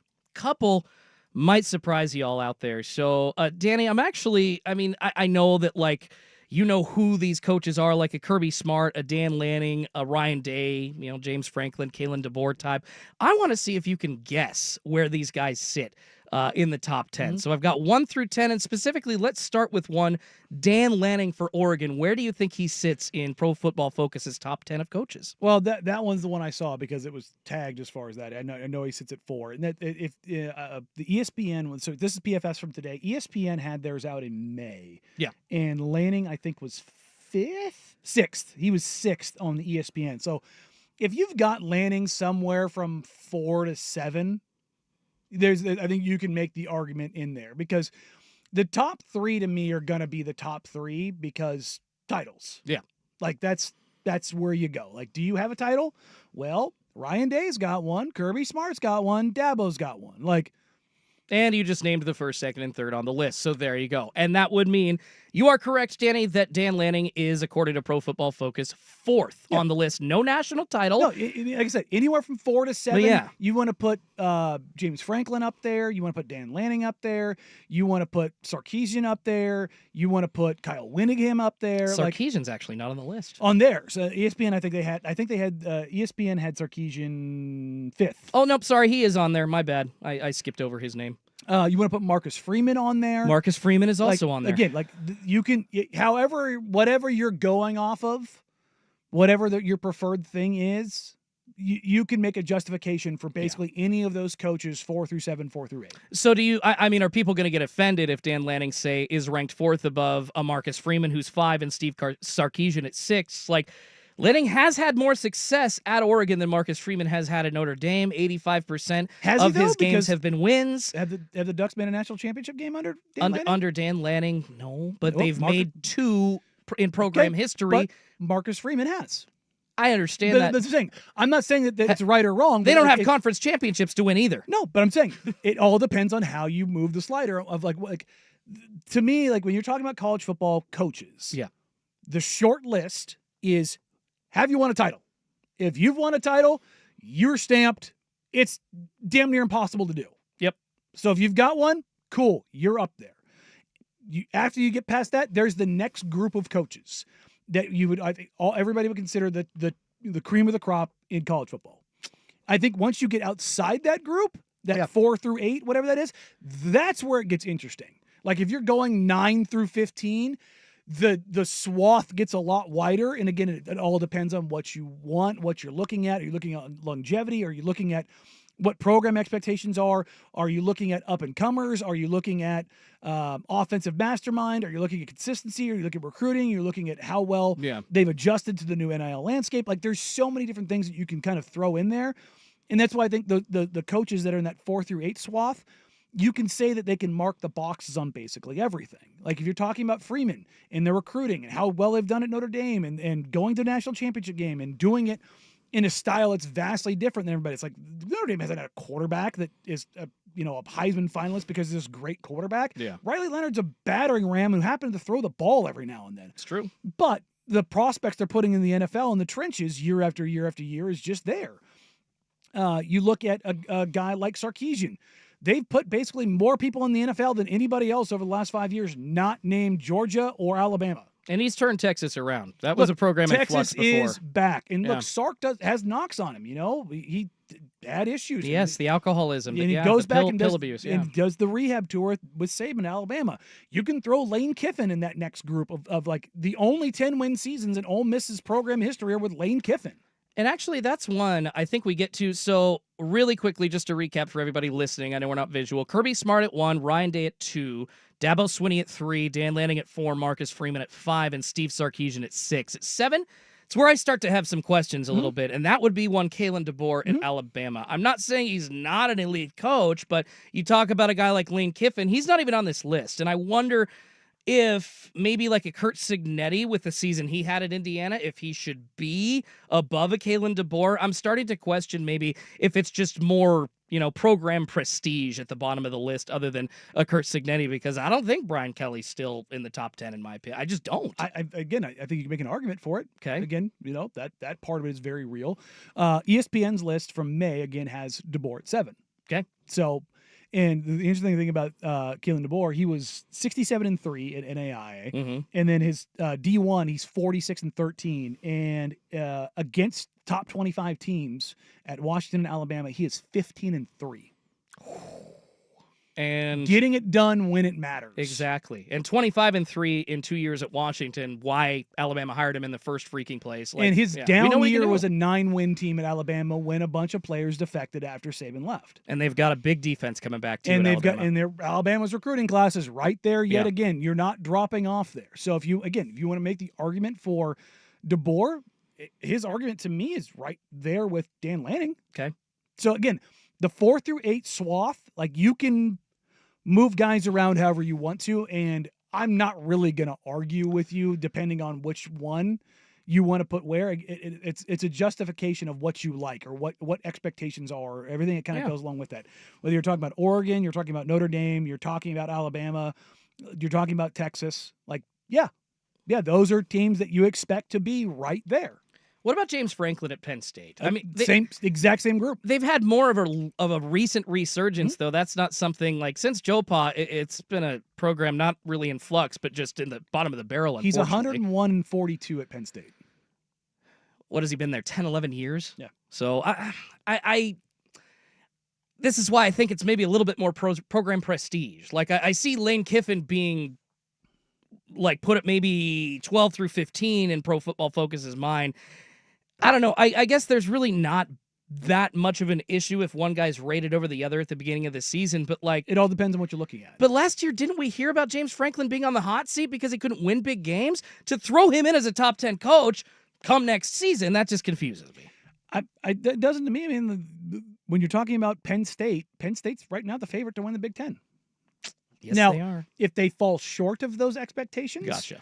And Drew Allard doesn't take the step that people think he might take and all those kind of things, like he may just be a really good coach and not a great coach. But you take a look around college football right now, we are in kind of it's a number one, a coaching change because of how coaching is done in the NFL. Like you have general managers now that help you build your roster, and you can't just be a coordinator. Like you have to have this diversification of skills that was not asked of coaches previously. And so there's sliders to these things of like what coaches can and can't do. Like how much do you like? My criticism of Lincoln Riley at USC was that he was not involved in recruiting. Yeah. It was a major problem, and what it has been a major problem for USC. Yeah, he brought over the transfer classes and all those things, and like they were great for a year, but then what? Well, they go out and they go steal Notre Dame's general manager, and now USC is the number one recruiting class in the country. Like everybody knows what Lincoln can do offensively, but defensively, those are the kind of questions. Those are the same kind of questions that pop up at Oklahoma. And like those are the things when you talk about right now, the depth of coaching in college football may be the best it's ever been. The fact that Curt Cignetti is on this list it's both impressive, and to some people like, well, he only did it 1 year at Indiana. It's like, do you not know what he did at James Madison? It was his first year at Indiana, man. He took a program up a step and made them into a legitimate team. Then he brought most of the roster from James Madison to Indiana and had a playoff team. Like that, if that's not coaching, what the hell is? Do you think that coaches, though, especially at the top like this, they lean more on like quarterback development and transfer portal moves? Like is it true coaching here? Like I know Dan Lanning's a great recruiter, but like how much is it coaching and how much is it just developing a great quarterback and then getting in the transfer portal before anybody else does? I mean, he brings O'Rourke with him. Like that's the thing. And you talk about quarterback play. Marcus Freeman at Notre Dame. Riley Leonard's not slinging the ball around the park. No, he was not. It all depends on what you're building and how you build it and how you adapt to it and what you change around. And Dabo's been one of the guys. Well, he's won a national title and had Deshaun Watson and had Trevor Lawrence and had some of the best quarterbacks in the country. They're doing it in different ways. Now they've got Cade Klubnik, and you can make an argument, but he may be the best returning starter in college football. Yeah. You know what? Screw it. He is the best returning starter in college football. Like he's the. I was going to say Drew Aller. I'm like, I don't believe that. So no, I'm not like. I'll eat all the crow if Drew Aller turns into a dude. I don't believe he's going to be a great, perfectly good, even very good college quarterback. But like. Those are the things, like, and when you talk about having to navigate the transfer portal and how you build your roster and not dealing with the transfer portal, which Dabo finally acquiesced to, like, those are the things that you look at. Mario Cristobal and his recruiting, what's going on down at Miami and Florida State and the S show around them and NIL and the contracts. Like, there's so many things. I mean, you're the head coach at Florida State. You were talking about he was going to be the guy, and then the Jordan Travis injury falls apart, or he falls apart, and they don't make it into the college football playoff, and then they have this huge setback the next year because they haven't built this culture and they haven't done the recruiting the right way. It's like, yeah, Norvell got turned on pretty quickly, right? Like he was the next hot thing. And if you look at the rest of these guys, like, well, you're like, well, Kalen hasn't been at Alabama for that long. Yeah, but his track record at Washington is really good. And he came in and he's had a 9-win season to start. That ain't bad. No, so it's like it all depends on how you want to view it. The guys that have won national titles, they aren't unassailable, but they're stamped. If one of these guys, if James Franklin wins a national title, if Dan Lanning wins a national title, if Sarkisian wins a national title, they're going to elevate. And Ryan Day, remember, like, there was calls for his head. Yep, and now he's 2 above Dabo. Because Dabo's honestly a little bit of an old school flavor when you talk about successful championship coaches. And he just is. You win a national title, you probably buy yourself damn near a decade. Okay. So if Dan Lanning wins one, just to throw that out there. I'm not saying that he's the greatest coach in Oregon Ducks history. No, but where does he sit on this list? He's at 4 right now. Does he go to 2? No, he doesn't move. But if James Franklin wins one, he goes to 4. Yeah, I think that's the spot. Like, right. if you want to knock Dabo down because his is not as recent and in a not a different era, but it was a different era. If you want to do that, that's fine. Yeah, but I don't think you can take Kirby out of that spot unless you're Nick Sabaning it. Like, that's just Kirby Smart right now is the best coach in college football. I mean, I have no arguments with that. I think if anybody does, like, you don't have to be an SEC honk to understand that. No, and that's fine. Like, having Dan Lanning as your coach, I've said this so many freaking times. Lanning that is what has got me to buy into what the Ducks are doing. Yep. But got a lot of guys to buy in, frankly. Like the way he's recruited, the way he's rebuilt that team, the way he has structured that team, whether it's in the recruiting or the transfer portal, the style, the mentality, the tone, all that stuff, it emanates from him throughout his entire staff. He has transformed that program. And I would say outside of Kalen DeBoer at Alabama, every single coach on that top 10 list has transformed their program. And that's it. You can make the same. Indiana is not a football school. Not even close. And yet here they are because Signetti and what he's been able to do. So you give him that credit. It's going to be fun to see this year, 2025, who climbs, who crashes, who holds the throne. Is it going to be Kirby Smart at Georgia forever? I mean, I don't think so, but a list of top 10 coaches, Dan Lanning sitting at 4. Sounds like both Danny and I think that that's right where he should be. All right, coming up, who are the Mariners going to target at the trade deadline? Danny and Schulte on Danny and Dusty on 1080 The Fan.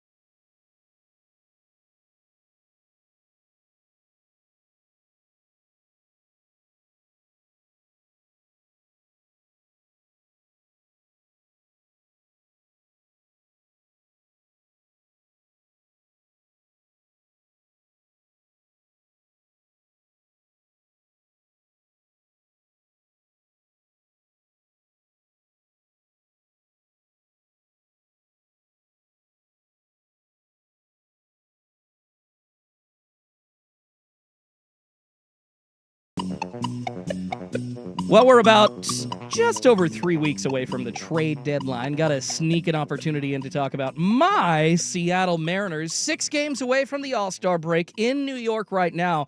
I believe they're like 90 minutes away from taking on the New York Yankees. They are, if the playoffs started today, they are in. Sitting in that last wild card spot, 2.5 games up on the Boston Red Sox. Forget about the division, though. Already 6.5 up. So close. Houston is 53.3% winning percentage. I mean, damn it. They've got to be Come on, Jerry. They've got to be salivating in the front office right now. Like, we have almost got this nailed.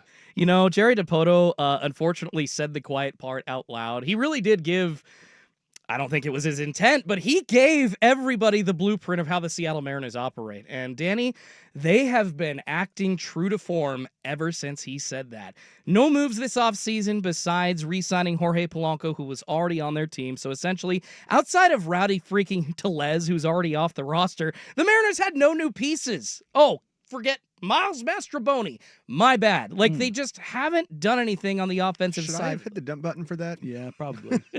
Mastrobuoni? Yeah, it was close. Well, and I almost said the other word after it. I'm like, dude, you're on the radio.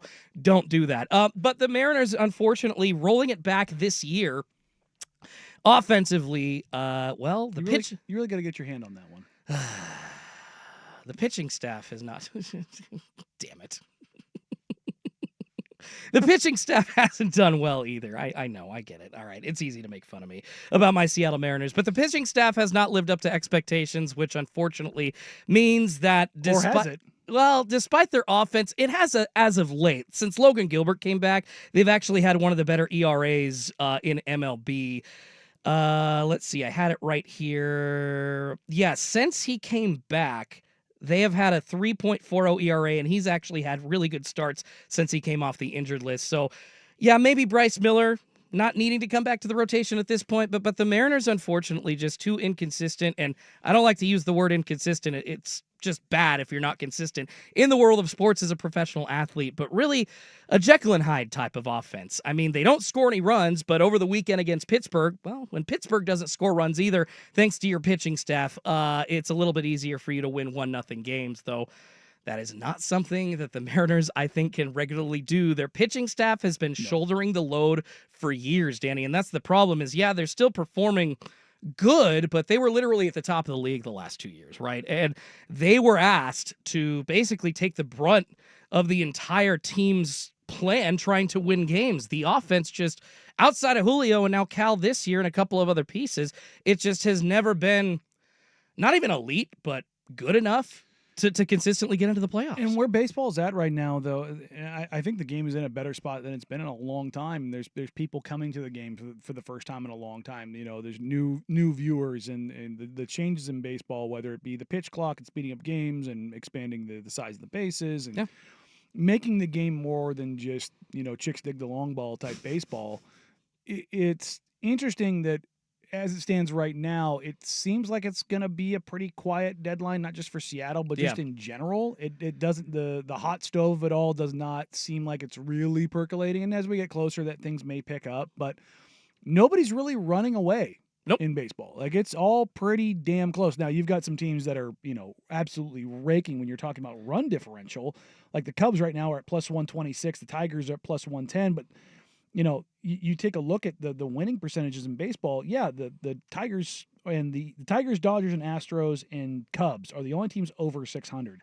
There is a lot of teams in the, you know, just under 500 to just over 500 region, and 2 hot weeks or 2 cold weeks can completely swing everything. So, you know, on my side of things for the Cardinals, they had the best defense in baseball for a month. And it was insane. They couldn't hit the ball to save their lives, but they had the best defense in baseball. And you're talking about the Mariners, the pitching staff getting on track. Like, when you're talking about a season that goes on for 150-plus games, it's like you're going to have these ebbs and flows, and it just seems like teams are kind of locked into who they are. Now, Yankees, Dodgers, Mets, Cubs, you know. They'll always be trying to make the acquisitions. They're going to try to do something, and in baseball, midseason acquisitions can make a big difference. That part is borne out over history.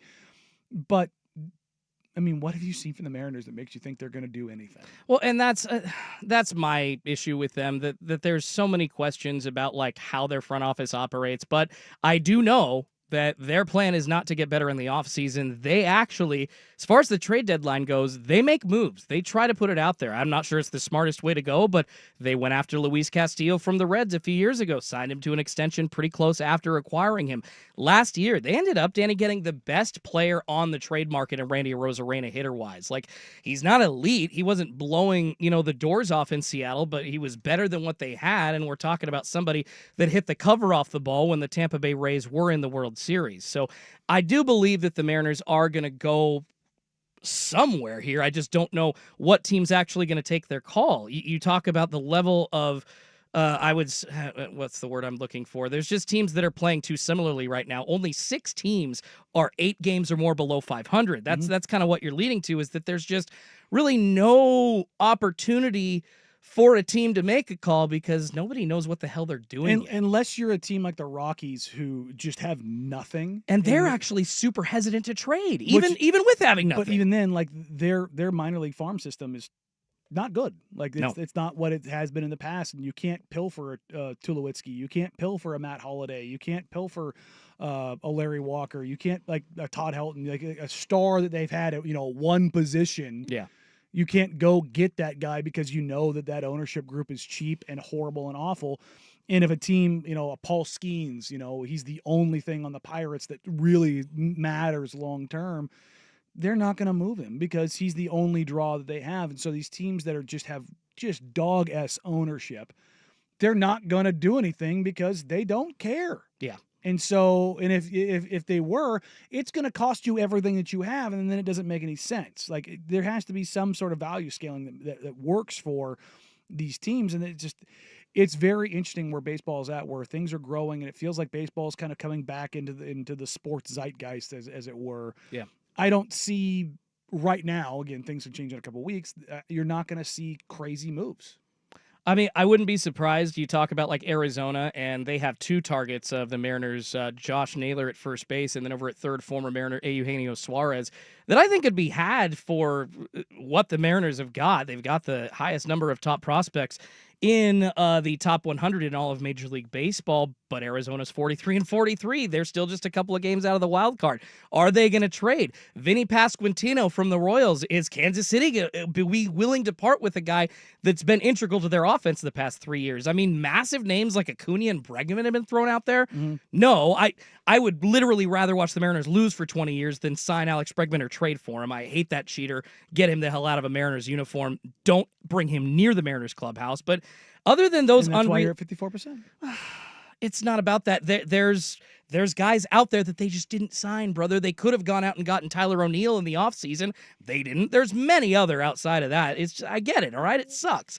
Ryan O'Hearn from Baltimore, he's a realistic option. That's going to turn into a bidding war, though, because he's literally, the Baltimore Orioles are one of those 6 teams below 8 games below 500. And the Dodgers, the Yankees, who have had a struggling Paul Goldschmidt lately, like they're probably looking to fill that hole too. So it'll be interesting to see who the Mariners target. I've heard rumors about Carlos Santana as well. But, man, I don't want that. He doesn't want to be here. He didn't want to sign during the offseason. I don't like the idea of acquiring a player that you lost out on during the offseason just because he's good. I don't think he's going to be happy. So not quite sure, Danny, where the Mariners are going to go. Frankly, not sure when the market's going to materialize, if it will at all, like you say. But I'm hopeful, man. They need at least 2 bats, at least. First and third base, possibly a reliever as well if they want to make the playoffs. Yeah. You might have to get over the 54 to make that happen. I just don't see it happening. Bro, they're doomed. They're never going to win more than 54% of their games. And the one season that they do, they're probably not going to make the playoffs. Welcome to my life. Mm-hmm. It sucks being a Mariners fan. I'll tell you what, though. Let's switch gears to somebody that it does not suck to be. They gave the weirdest excuse for steroid use I've ever heard. And it worked. Pretty ridiculous. We'll get to that next. First, Rusty with SportsCenter. Now, from the George McCoy at Warren Allen Sports Desk, a SportsCenter update on 1080 The Fan. First on the fan, Oregon football has received a commitment from 2026 four-star athlete Jalen Lott. The number 2 athlete in the country chose the Ducks over USC, Texas, Georgia, and LSU. Mariners start a 6-game road trip this afternoon to wrap up the first half of the season. They're in the Bronx to face the Yankees. Logan Gilbert starting for Seattle. Will Warren for New York. 4:05 first pitch on Root Sports. The Mariners 6.5 games back of the Astros in the AL West. Pirates shortstop O'Neal Cruz committed to participating in the Home Run Derby. He joins Cal Raleigh, James Wood, Ronald Acuna Jr., and Byron Buxton. 3 spots, though, still remain open. And ESPN Shams Charania reporting Mavericks All-Star Anthony Davis underwent surgery to repair a detached retina suffered last season. He is expected to be ready for training camp. More sports scores and stories in 30 minutes. I'm Jeff Russ from the George McCoy at Warren Allen Sports Desk. Hurt and missing work. Insurance companies acting like jerks. Don't call your mom. Call George McCoy at warrenallen.com. More, please. Golf in the Northwest with Jason Swigart is back. Saturdays at 8 a.m. before the Sinner and the Saint on Portland's sports leader, 1080 The Fan.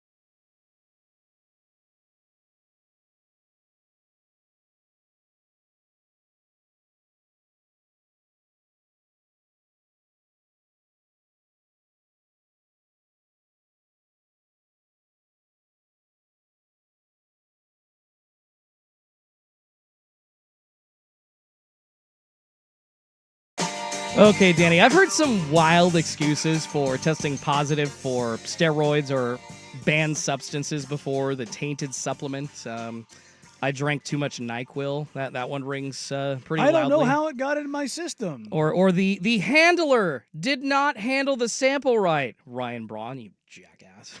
Like I have heard, God, I don't know, what's your favorite excuse ever? Like I think I think that the doctor gave me something but I didn't know is mine. That's the good one. Yeah, no, like what was it? Somebody mixed up the pills with Bobby Portis last year. God. I got these from my trainer, kind of a deal. It's like, sure. Look, it is your job to, as a professional athlete, to know what is going in your body. Like, I've been open about using steroids when I was in the military. Yeah.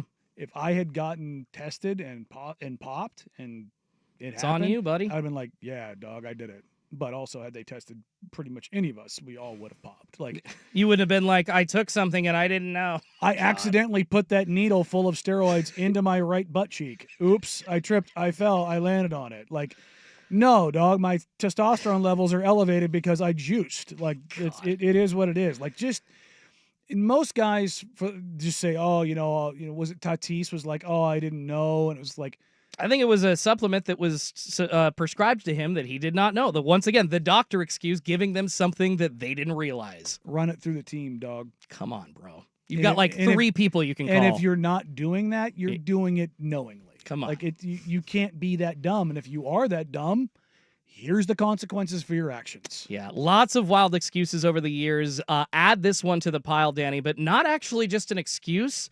Vindication because of what this person is saying happened. So French Olympic fencer, I apologize, I'm going to butcher this name, Yisora Thebes. So Yisora Thebes tested positive for a banned substance, because she claims she was kissing her boyfriend while he was secretly taking something called Ostarine. It's a muscle growth enhancer, and she claimed it got into her system because she kissed her man while he was taking it. And get this, Danny, the Court of Arbitration for Sport bought it. This is a rom-com with PEDs, brother. I mean, this is like testing positive for cocaine and being like, no, I kissed Michael Jordan's son. It actually happened to Richard Gasquet back in 2009. He claimed that he had tested positive for cocaine from kissing somebody in a Miami club, and the Court of Arbitration of Sport bought that one too. So funny. There's USADA and WADA, the United States Anti-Doping Agency, the World Anti-Doping Agency. The Court of Arbitration deemed this a good excuse. WADA still wanted a 4-year ban even after they said that this was okay. No, the Court of Arbitration said, nah, that's not happening. I cannot believe this excuse was taken. Like, if you're on Team France and you were fencing and you were clean, are you cool with being cleared? Hell, if you're on any country's Olympic team fencing-wise, are you cool with basically the Olympic version of my dog ate my homework? That's what this sounds like. And this is why we have the enhanced games that they're trying to put together where they're just going to juice everybody to the gills because everybody knows what the deal is. Like, yeah. Look, at the highest level of sport, man, it just happens. I get that. They're all, I don't want to say they're all doing it. I don't want to throw them all under the bus. Well, but 70, 80%. I mean, just it is. It's a high number. It's higher than people think it is. And it's just, you don't, look, you win the genetic lottery and all those things, yeah, but you don't get built like that without it.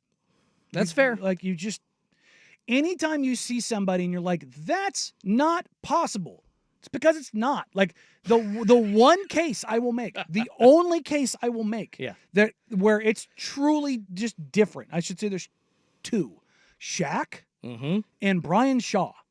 The world's strongest man. Have you ever seen this guy? Oh my God. He is 6'8", and at his peak, I think he said he was like 460 pounds. All muscle. He went to the one of those labs where they do all of the body comp tests, and his lean muscle mass was something like 320 pounds. They did like the bone structure analysis, and he's basically I think it was one in just short of 1 billion. Okay. Like, his bone mass is so dense, so thick, so heavy, so over the top that there's 7 people on the planet built like him. Like, when you talk about winning the genetic lottery, like that's it. Like, and Shaq, everybody else has to take substances. I was I was watching it was Kevin Garnett and John Sally, and they were talking about Prime Shaq because they both played with, basically some version of Prime Shaq, and Sally goes, the way he moved at that size, it felt like there was a 5'6" dude inside Shaq controlling all the levers, because nobody that big has ever or will ever move. Like, they rebuilt the game, the actual baskets around him. Yeah, he broke him too much. Sabonis was literally, and he couldn't do it perfectly, he was the only one big enough to kind of guard him and Shaq. Yao. That's it. And again, these are like the true unicorns of sport, where they're just so big, so strong, so overwhelming, so coordinated. Once in 10 generations type of players. Yeah, and look, as humans, like, if you compare even us three to the humanity 1,000 years ago, we're enormous. It's true. They're much smaller. Like, we've gotten bigger as we've advanced in healthcare and like all the things, and we've evolved, and like, sure, all of that stuff. But like, these guys are so far out on the outer realm of what humanity is capable of. Like, that's it. The other guys, they're taking something. And it doesn't mean it's PEDs, but they're taking something. Well, all they got to do, Danny, is just say they got it making out with somebody else. And apparently that will be enough to get them off. Is there scientific evidence that making out with somebody like causes you to exchange steroid like saliva? What the hell is this? I mean, you can take oral steroids. Like, that is a thing. Okay, so it Not every steroid you Yeah. take, but I will say the efficacy of oral steroids is not as good as like shooting it directly into your bloodstream. I just, what did he take the pill 2 minutes before they got on it? Like, I mean, I don't get it. Were they in Ibiza and they were like, tripping balls, and he mixed up his, doping pills with his Molly? Like what are we doing here? This makes it hard for me to take stuff seriously going forward when it comes to doping, dude. It's not. I mean, it's not worth it. You're probably right, but like now, I mean, if you get popped, you took it. It's just it's that simple. But not according to the Court of Arbitration of Sport, bro. And look, you can get more advanced, and you can go full Lance Armstrong and dope your blood so good that nobody ever catches you. All right. The lesson here: if you get suspended from the Olympics because of steroids, just blame love.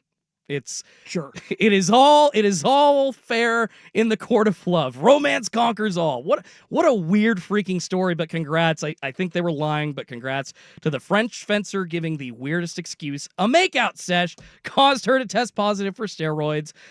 All right, let's finish it up here. Let's get to our daily D-Gen picks. Danny and I will let you know who we're betting on coming up next on The Fan.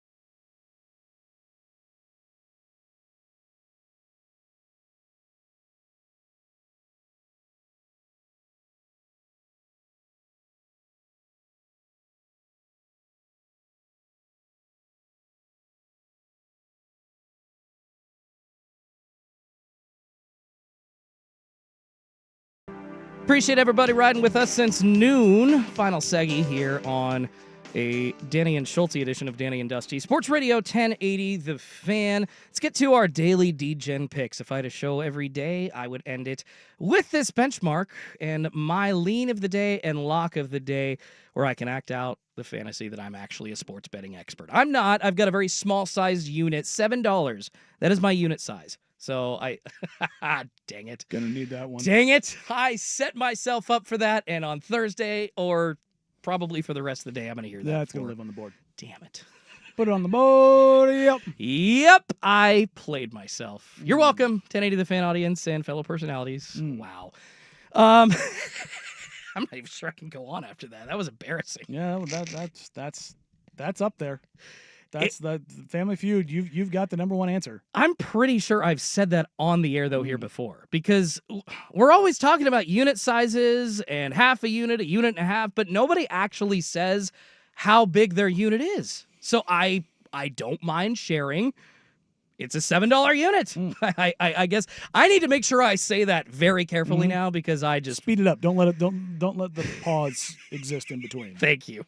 Will do. That's good advice. All right, so Danny, my lean of the day going to be the Mariners money line versus the Yankees. It's at plus 110 right now, but Seattle's pitching absolutely rolling from an over 4 ERA down to 3.4 since Logan Gilbert came back, and Gilbert has been back to himself, honestly, since the injury, and they're facing off against Will Warren on the mound for the Yankees today. An over 5+ ERA, struggling, giving up 8 runs in 4 innings his last time out. So with the Yankees struggling a little bit, not able to score as much, I think Mariners money line, a good lean of the day for me. I don't touch baseball. You don't? That's okay. It's one of those things where I've tried, but the volatility of baseball and the number of individual events that occur, it's just not something I've ever been like. Don't get me wrong, I love the game of baseball and I watch a lot. Like over your shoulder, I'll have a Cardinals game on when they're on as often as I can.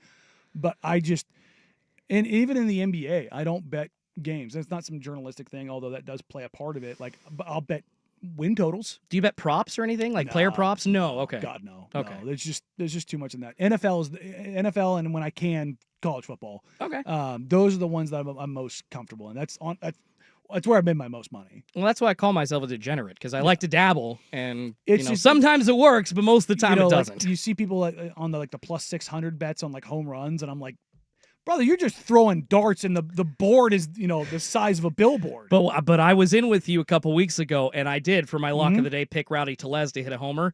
It was 3 inches away from hitting, brother. I told you he had hit bombs off that pitcher before, and he almost hit one, and I was fine with losing that $10. Some people make money on that stuff and the sharps and on those things, but I think you get lucky. I don't think they're sharps. There's just too much volatility in it. Some volatility for sure expected for the rest of this summer, because that is all we've got to bet on until training camp for the NFL, and then, of course, college football coming up here week 0 near the end of August. My lock of the day, Cubs going over 2.5 runs in their first 5 innings. They have had a great offense on the road. The guy that they're facing off against for Minnesota, that pitcher, Simeon Woods Richardson, he never goes 5 innings. So I think he's going to be pulled. I think the Cubbies are going to score some runs. That's also at plus 110.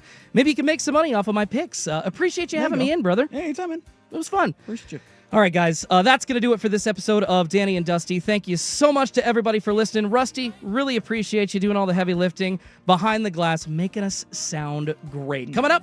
That is heavy lifting.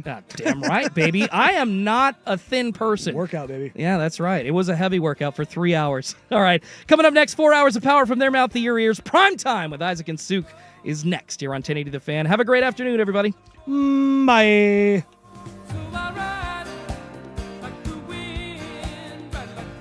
I've got a very small-sized unit. Isaac Robb for Window Nation. You've been considering replacing your windows, but haven't found the right company yet. Window Nation makes it easy. Their local experts know what windows work best in Portland. Plus, their windows are backed by a lifetime warranty, which means your investment will last far.